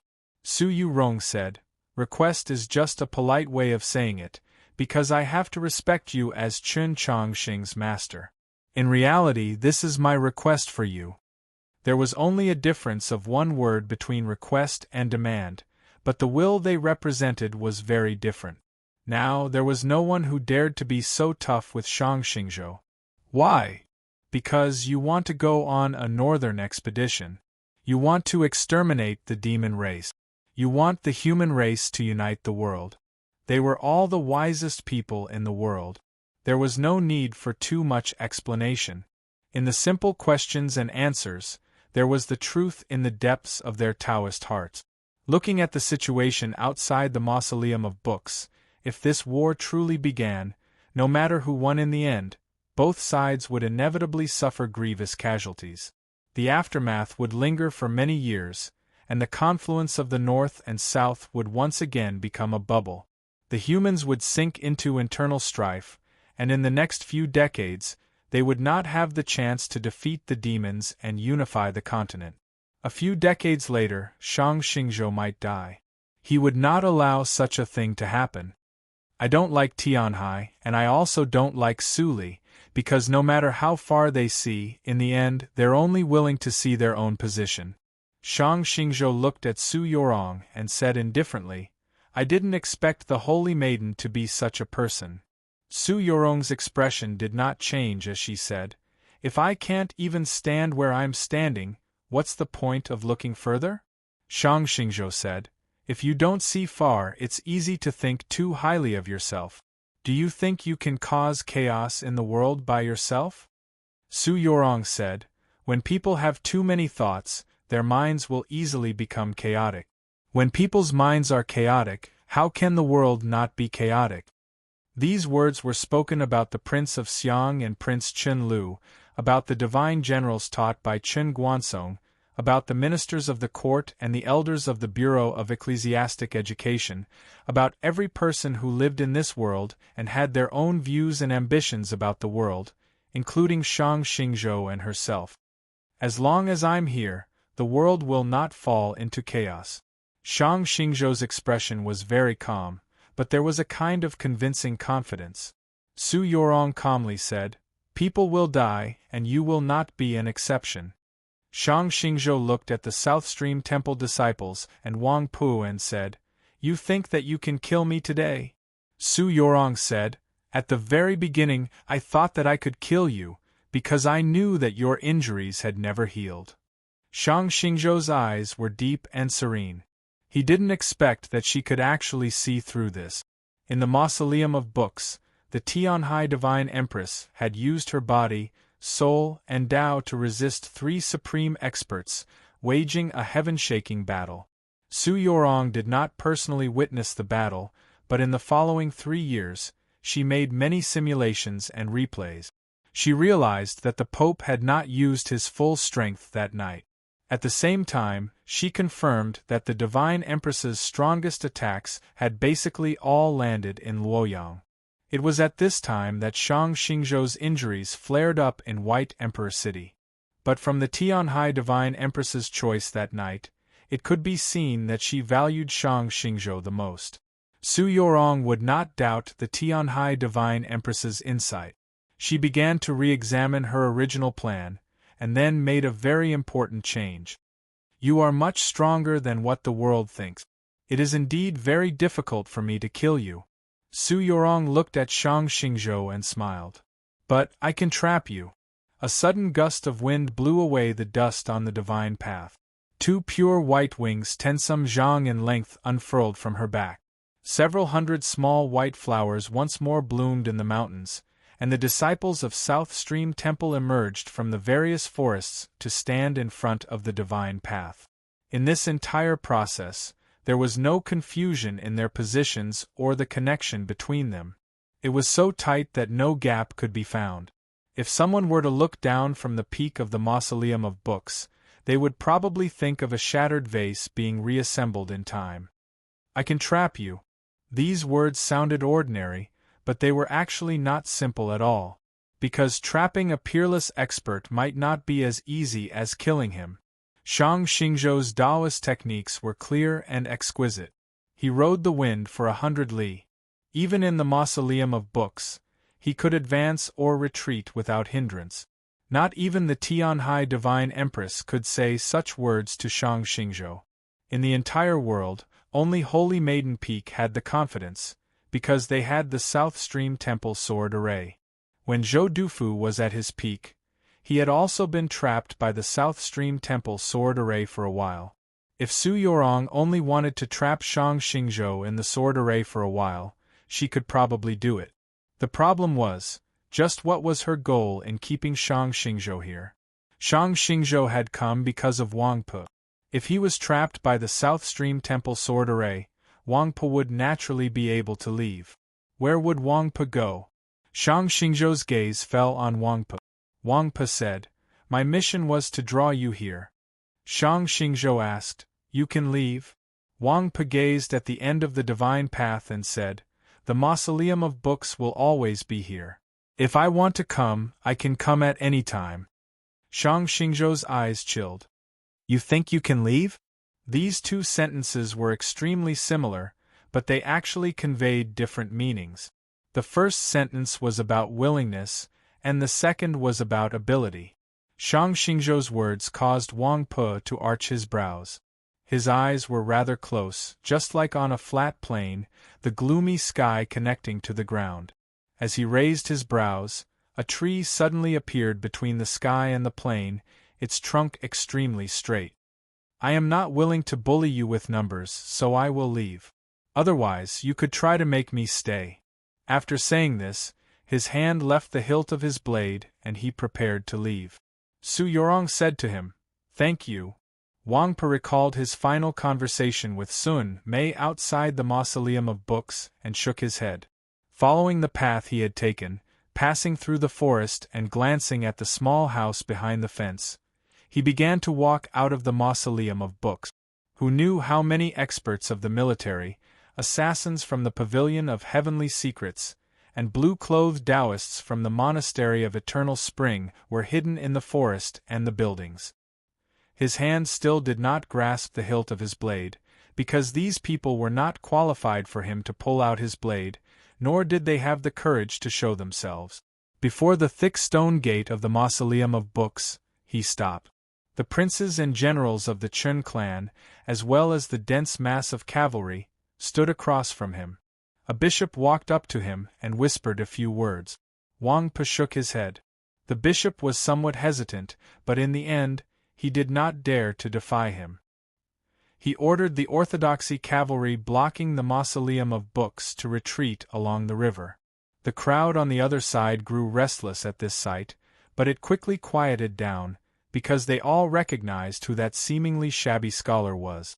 It was absolutely silent in front of the Mausoleum of Books. The atmosphere grew more and more oppressive, more and more tense. Even the descent of the flying carriage did not change the mood. The Prince of Xiang was helped out of the carriage by his two younger brothers. Feeling somewhat sleepy, he rubbed his eyes and finally saw Wang Pe standing there. Slightly surprised, he asked, "What do you mean?" To be continued. Chapter 37. The Mausoleum of Books was surrounded by an extremely rapid river, just like the moat outside Luoyang. The sparse forest between the two parties was actually a bridge over the river. However, because the bridge was too wide and thick, it was very difficult to discover. The seal that had existed since ancient times made it difficult to fly around the Mausoleum of Books. Wang Pe stood there, giving off the feeling that one man could hold the pass against 10,000 enemies. The problem was that many military experts, assassins from the Pavilion of Heavenly Secrets, and Taoists from the Monastery of Eternal Spring had already entered the Mausoleum of Books. "Why is he still standing here?" Wang Pe said. "If they don't come to an agreement, I will take action." Yes, that was the answer. He did not stand here to guard the Mausoleum of Books, but to prepare to attack at any moment. The princes paled at these words, and the Prince of Zhongshan's eyes turned even gloomier. The Prince of Xiang bitterly said, "The Holy Maiden wants to take revenge for Imperial Mother. Are you really going to accompany her in her madness?" Wang Pe's expression was a little strange. He had not expected that he would still call the Tianhai Divine Empress Mother Empress. The Prince of Xiang knew what he was thinking and said, "I am not Imperial Mother's flesh and blood, but I am still her son.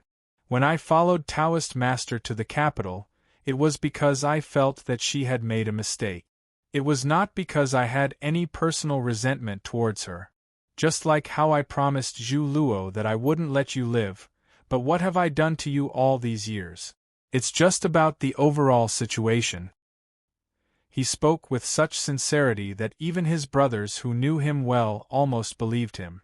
Wang Pe smiled but didn't say anything. Seeing his reaction, one of the regional kings could no longer hold it in and scolded, "What are you being so arrogant for? You're going to die here today." Many soldiers of the imperial court had already gathered here, and there were many experts as well. Together with the Divine Lord, the Prince of Xiang, they were logically more than enough to kill Wang Pe. The problem was that war was always the most complicated activity. Even a war against a single person was not simple. Not to mention the ever-changing nature of the war, it was impossible to even determine when the war would start. The Prince of Xiang said, "You should know that we won't be able to fight today, so there's no need to put on this appearance." These words were rather baffling, but Wang Po understood. With a faint smile, he asked, "Then what are you doing here?" The Prince of Xiang sighed and said, "I still have to show my sincerity." Wang Po asked, "What heart?" "Ambition, of course." The Prince of Xiang smiled and said, "If the venerable Taoist did not suspect His Majesty, nothing would have happened, and we would naturally have nothing to do with it. But if he did, I would have to make some preparations." Wang Po said, "Wang Ye is quite frank." Just when the Prince of Xiang was prepared to continue speaking, several dozen clear cries of swords came from the mausoleum of books. Everyone looked over, and their expressions became solemn.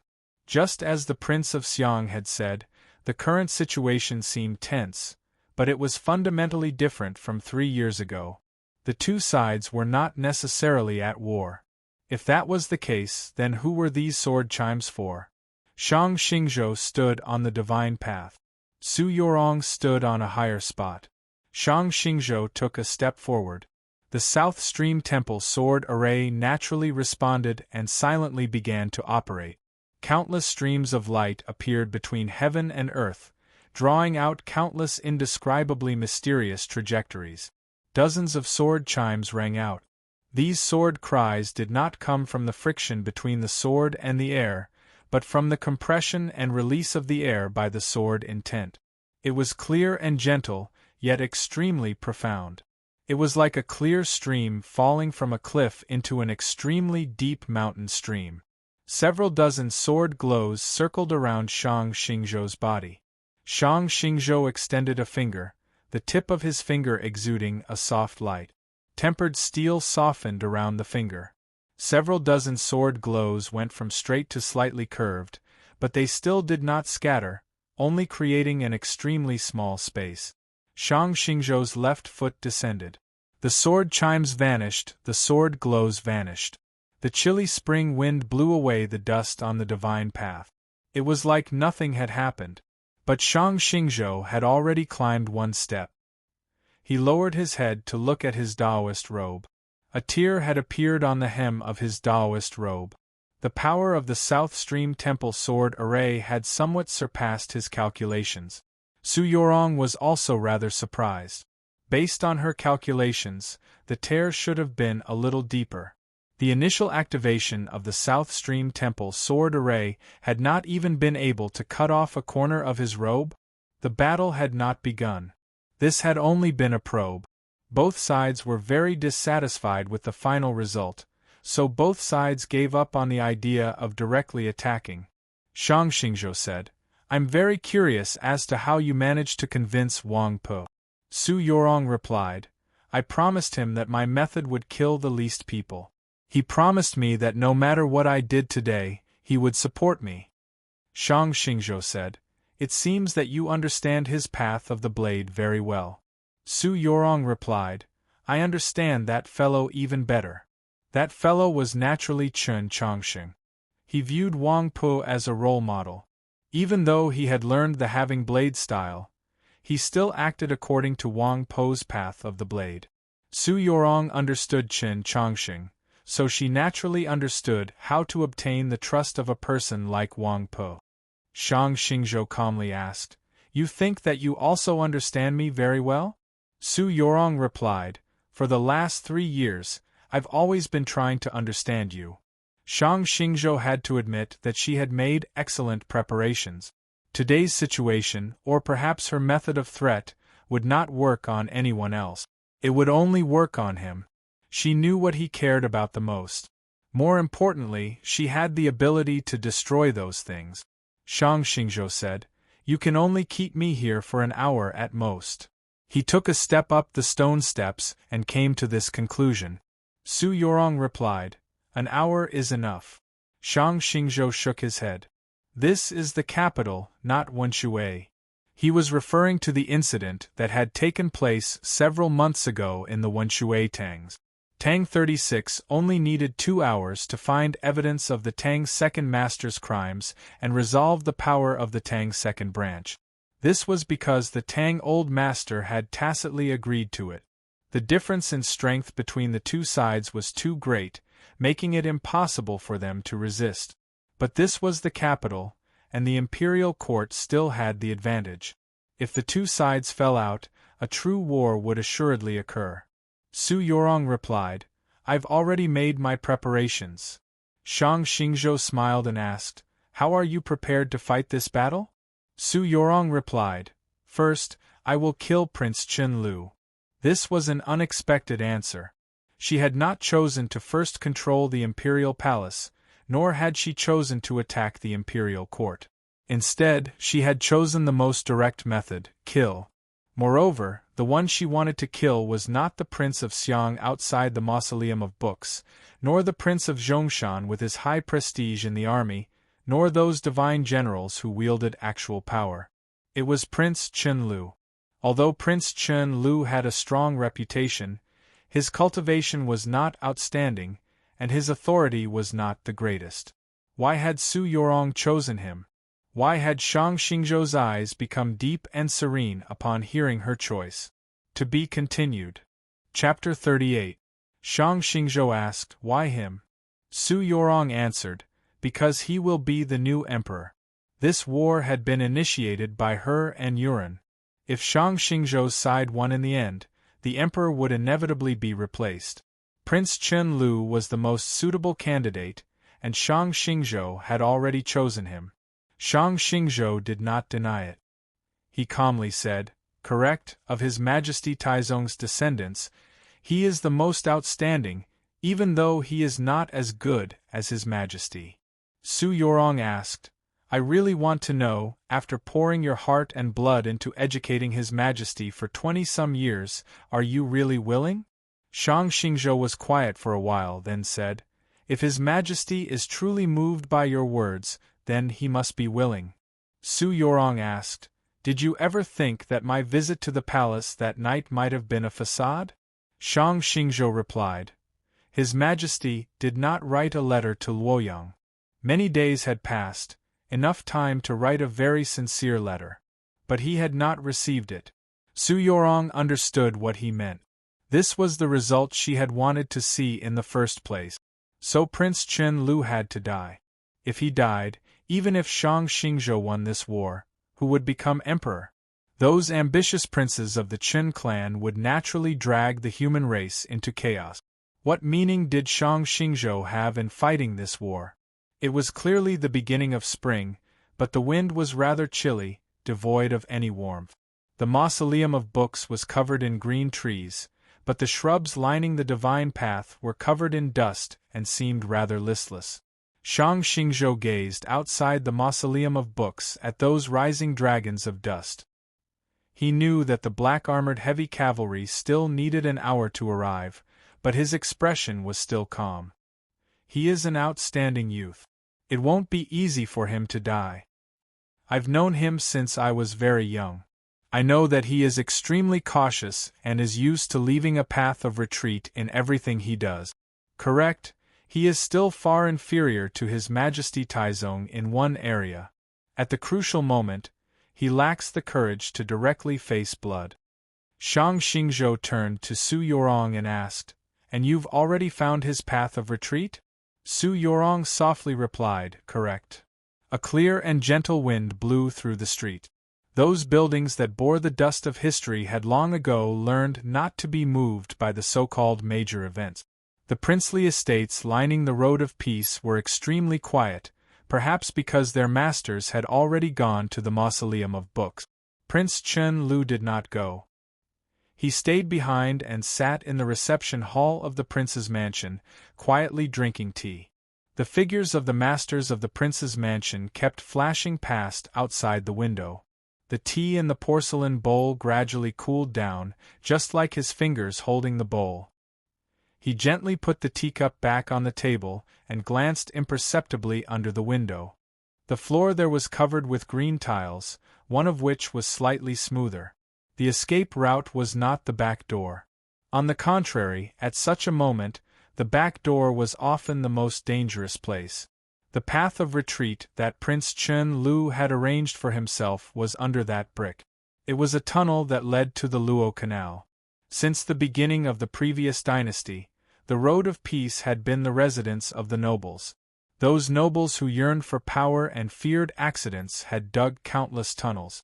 After Zhou Tong took control of the department for purging officials, he had dug many new tunnels. The tunnels were as dense as a spider's web. Other than himself, no one could understand them. And Mou. Shang Xingzhou said to Su Yorong, the so-called back road can easily become a dead end. Su Yorong said, yes, so Prince Chen Lu will definitely die. 3 years ago, when the capital was engulfed in snow, Chen Chongqing had charged into the alley of the Northern Military Department and Zhou Tong had hidden himself in the underground prison. When he was talking to Shui he had been poisoned by Zhixiu. With great difficulty, he had fled through the underground tunnel to the outer residence on the Road of Peace, but he had still not been able to escape Zhixiu's pursuit. But what truly caused him to despair was that beautiful woman in the palace dress who had been waiting for him in the outer residence. Mou knew everything about him, whether it was the outer residence on the Road of Peace or those extremely complicated tunnels. Today, there were also people waiting for Prince Chen Lu on the other side of the tunnel. The people waiting for Prince Chen Lu were 2 Taoist nuns. If one walked down from the fake mountain of the Prince of Luling's estate, a tunnel would curve west. The tunnel leading from the Prince of Xiang's estate to the Luo Canal would intersect with this tunnel. The 2 Taoist nuns were seated cross-legged there. One of the Taoist nuns had a serene expression and seemed weak. The other nun's iron brows furiously rose, her eyes flashing with lightning. They were the 2 martial grandaunts of the highest seniority and cultivation in South Stream Temple, Huai Ren and Huai Shu. I've always wanted to know how you intend to use Huai Ren and Huai Shu in the capital. Shang Xingzhou looked at Su Yorong and said, so it was here. Only now did Su Yorong realize that her 2 martial aunts had not been able to conceal their arrival in the capital. She said, since this is the first kill, we must not lose it. Shang Xingzhou shook his head and said, in my view, this kill cannot succeed. Please have some tea. Prince Chen Lu picked up the teapot, filled 3 cups, and then lightly pushed them forward, his etiquette very thorough. The tea in his bowl was cold, but the tea in the cup had to be hot, as this represented respect. 3 blue-clothed Taoists sat across from him. The essence in their eyes was restrained and they seemed ordinary, but with the occasional movement of their sleeves, sword and tense would soar out, a sign of their extraordinary cultivation. This was especially true of the white-haired old Taoist. He seemed wooden and taciturn, but he gave off an unfathomable aura. Very few people knew that when Shang Xingzhou was in the capital's Orthodox Academy and when he fled to Xining, the Monastery of Eternal Spring in Luoyang had been presided over by this old Taoist. It was only today that Prince Chen Lu learned of this, and at the same time, he realized that the venerable Taoist's followers were even more powerful than he had imagined. With this old Taoist half a step from the divine at his side, 2 other Taoists from the Monastery of Eternal Spring, and so many experts in the estate, he suddenly felt that he had been a little too cautious. Of course, if a problem really did occur in the Mausoleum of Books and the other 2 Taoists gained power, he would still have to leave. Prince Chen Lu's gaze once more fell on that blue brick under the window. You placed your strongest person at Prince Chen Lu's side. It seems that you truly value him. Shang Xingzhou did not continue, but Su Yorong understood his meaning. She indifferently said, then he must die even more. Shang Xingzhou slightly raised his brows in surprise, because Su Yorong's expression had not changed. She was still as calm as ever. She was not pretending to be calm. With the chess game at this stage, any attempt to conceal one's emotions was meaningless, unnecessary. Su Yorong was truly very calm, because she was confident that Prince Chen Lu would definitely die today. The Prince of Xiang's estate was very quiet. Those apathetic experts warily observed their surroundings, occasionally changing positions. Not a single sound came from their feet. In the garden behind the reception hall, 2 array masters were focused on a sand table, ready to adjust their defenses at any moment. A blue-clothed man stood at the base of the wall, his shoulders drooping and his eyes half closed. He seemed to be asleep. This person seemed very ordinary, an ordinary sword loosely tied to his belt. But those who knew him all knew that the reason the sword was tied so loosely was so that it would be easier to pull it out. His shoulders drooped like this was also so that it would be easier to pull it out. The former was a habit he had maintained ever since he began his career, while the latter was a change he had made after meeting Wang Pu in Xuanyang City. From his posture to his breathing to his clothes, every detail he made was so that it would be easier to pull out his sword.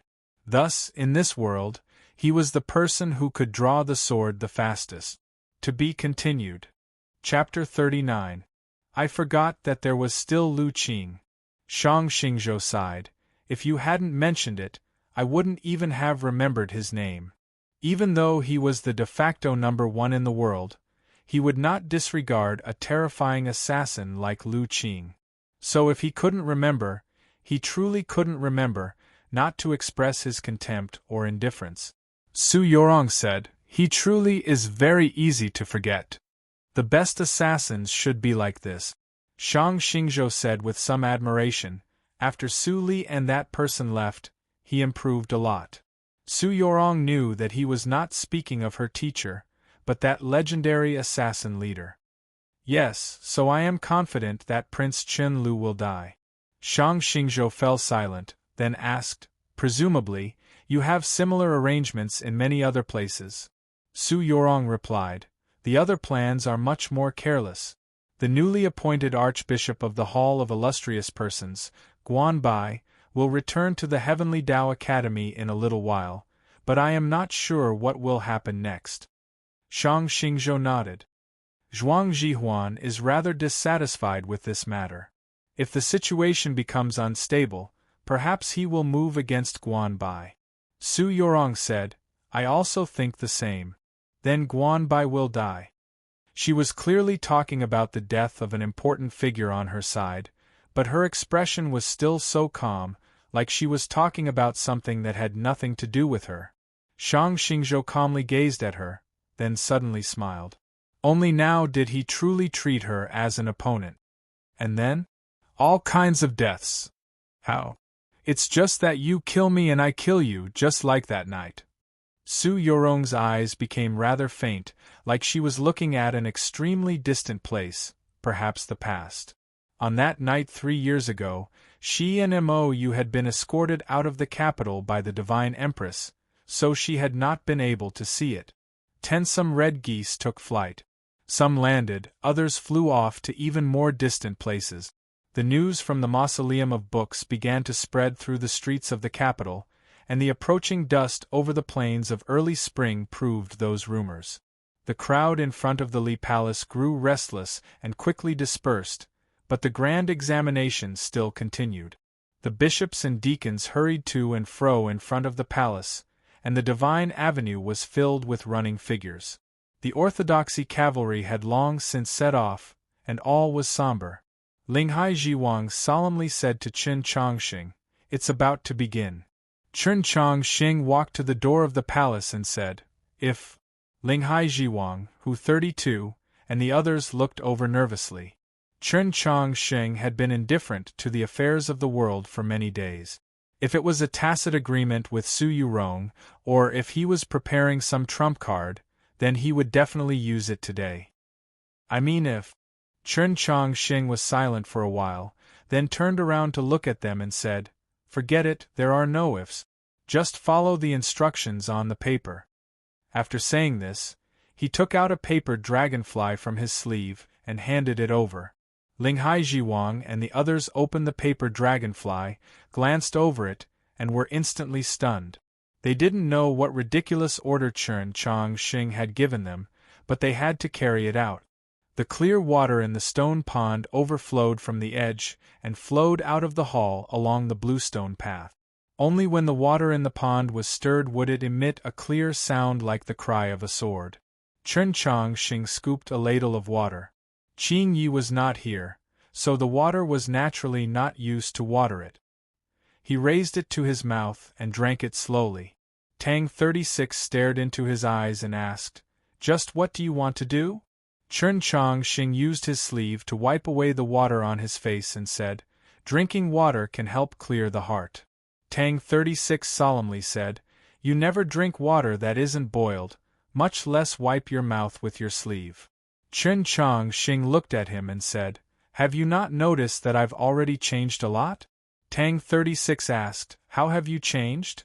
Chen Chongqing seriously replied, "I live more freely, more casually." Tang 36 looked into his bright eyes, saw his serious expression, and felt a surge of anger. "You should go look in the mirror." Chen Chongqing clearly did not understand the meaning of these words and was rather perplexed. Tang 36 listened to the activity outside the hall and slightly frowned. "You're really not worried?" Chen Chongqing shook his head. "Since they won't fight, why worry?" Confused, Tang 36 asked, "What do you mean?" Chen Chongqing turned to look at the stone room. For some reason, he felt rather complicated. "I understand my master even more than Yorong. When he is not prepared, he will never give his opponent a chance to start a fight." The two sides were now in a stalemate in the mausoleum of books. Tang 36 found it impossible to believe Chen Chongqing's judgment and could only believe that he was comforting himself. He had not been present when Chen Chongqing had given the paper dragonfly to Ling Hai Jiwang and the others.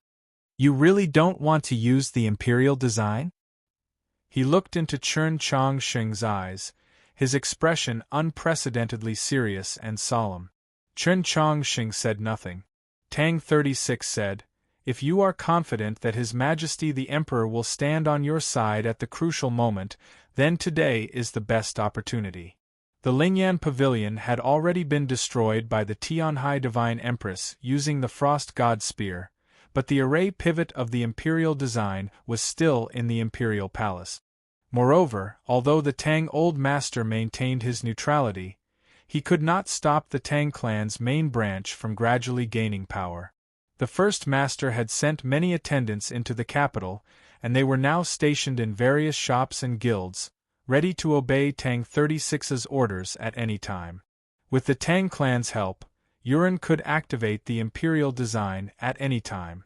At that time, even if the various armies under the control of the princes entered the capital, they would still be no match for his senior and junior brothers. This was not the first time Tang 36 had mentioned this matter to Chen Chongqing. Chen Chongqing still maintained his silence.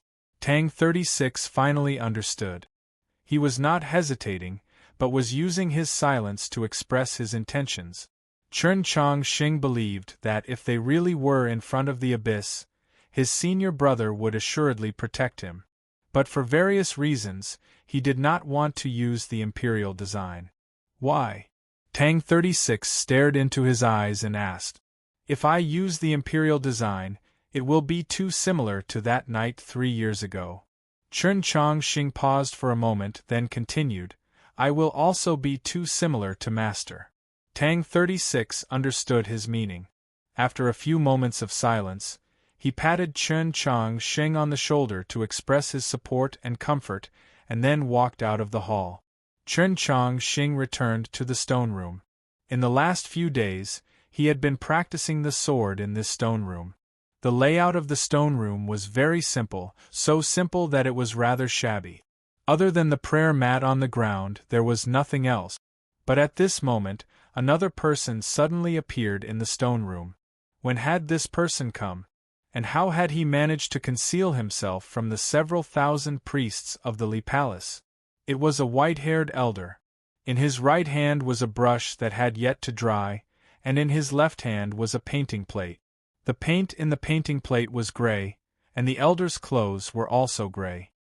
His hair and eyebrows, which should have been white, had been dyed gray, the same color as the walls of the stone room. Could it be that this elder had painted himself on the walls of the stone room? If this was true, what sort of mystical painting technique was this? The elder looked at Chen Chongqing, somewhat satisfied. Fortunately, you still understand the principle of placing the world above all else.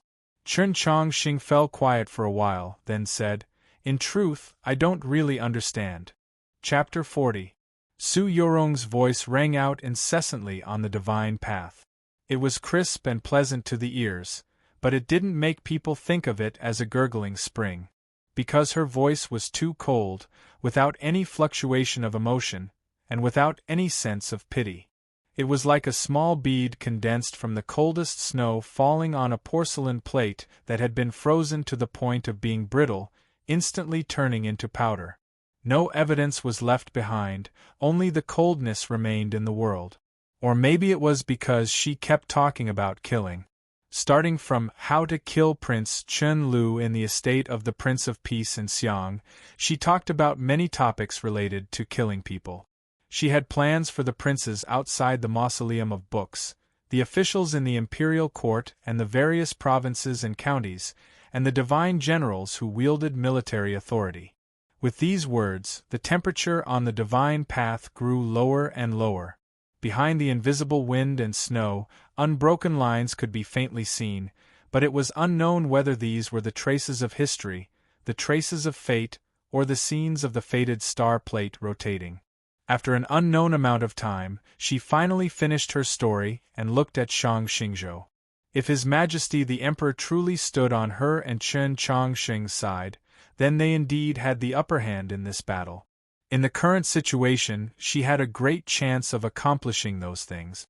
Shang Xingzhou didn't think so, or perhaps he hadn't been convinced by her, because he was certain that he understood Chen Chongqing very well.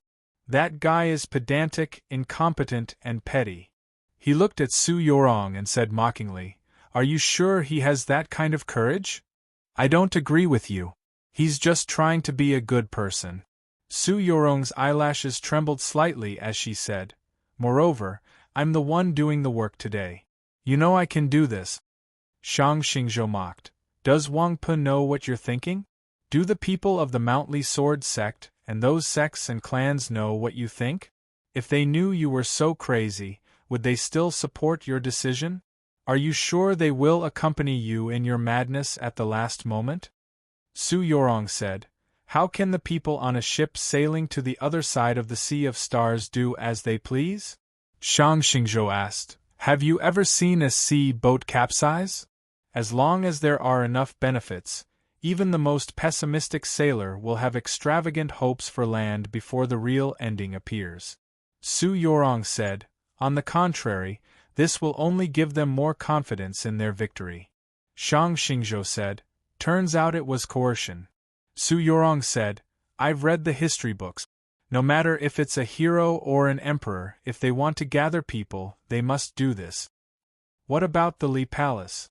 The millions of believers in the north will not listen to your will and follow your footstep." Shang Xingzhou looked at her with a faint smile and said, "Does Chen Chongqing know your true thoughts?"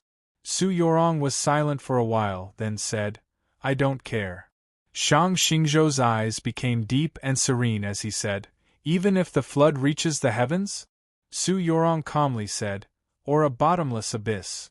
Shang Xingzhou said, "You will leave your infamy in the annals of history." Su Yorong calmly said, I don't care." Shang Xingzhou said, "If the world is in chaos and the people are plunged into misery and suffering, how will Chen Chongqing view you?" Su Yorong said softly, "I live for myself, not for others, and even more not for what he likes." Shang Xingzhou exclaimed in admiration, "Amazing, but I'm not one to be threatened." Su Yorong said, "I want to try." Back in the snowstorm of Xuanyang City, when facing Zhu Luo, Wang Pe had once said these words. Later on, when facing those opponents so powerful that they seemed undefeatable, Chen Chongqing had also said these words. Today, Su Yorong had also said these 4 words. Her eyes were very bright, her expression very calm, but the firm will within them represented the greatest madness. Shang Xingzhou asked. How confident are you? Su Yorong replied, I used the fated star plate to calculate 17 times. 4 of these times you agreed to my request, and 3 times I failed. Shang Xingzhou arched his brows and said, 17 times 4 times, and you dare to threaten me? We lost the remaining 10 times.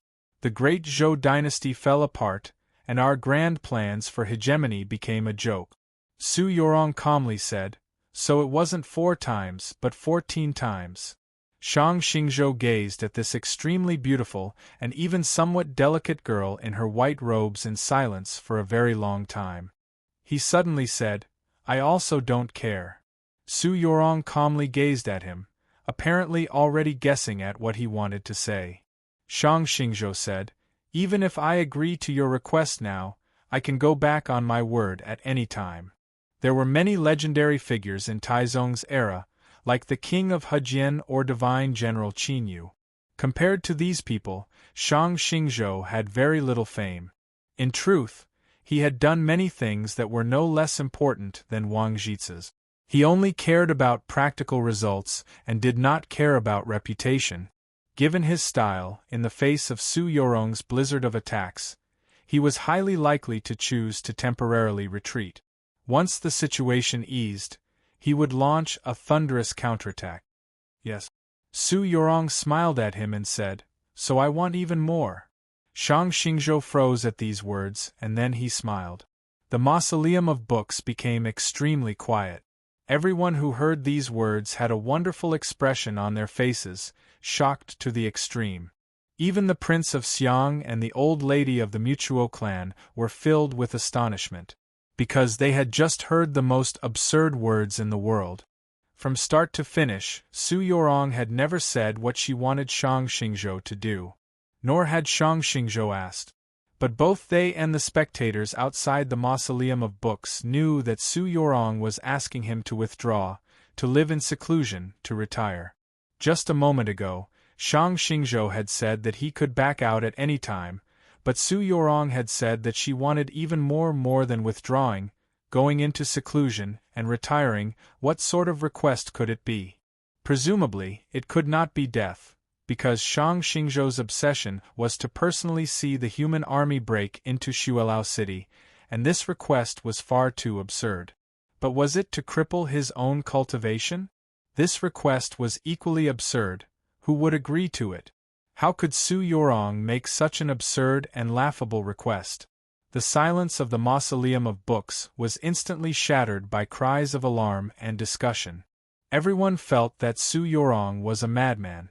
But as time passed, the cries of alarm and discussion gradually ceased. The shock in their eyes grew even more intense, filled with incredulity. The disciples of South Stream Temple could see that the faint smile on Shang Xingzhou's lips had already faded. The people outside the mausoleum could see that the faint smile on Shang Xingzhou's lips had already disappeared. Was Shang Xingzhou really considering Su Yorong's request? The Prince of Xiang's face suddenly turned extremely unsightly. Absurd things could only happen to abnormal people, and Shang Xingzhou was an abnormal person. Su Yorong dared to make this request because she was certain that if she was a madman, Shang Xingzhou was even crazier. They're all madmen. The old lady of the Mutuo clan and the head of the Wu clan glanced at each other, seeing the shock in each other's eyes. They're all madmen. The Prince of Zhongshan looked at the mausoleum of books and muttered, excitement in his eyes. To be continued.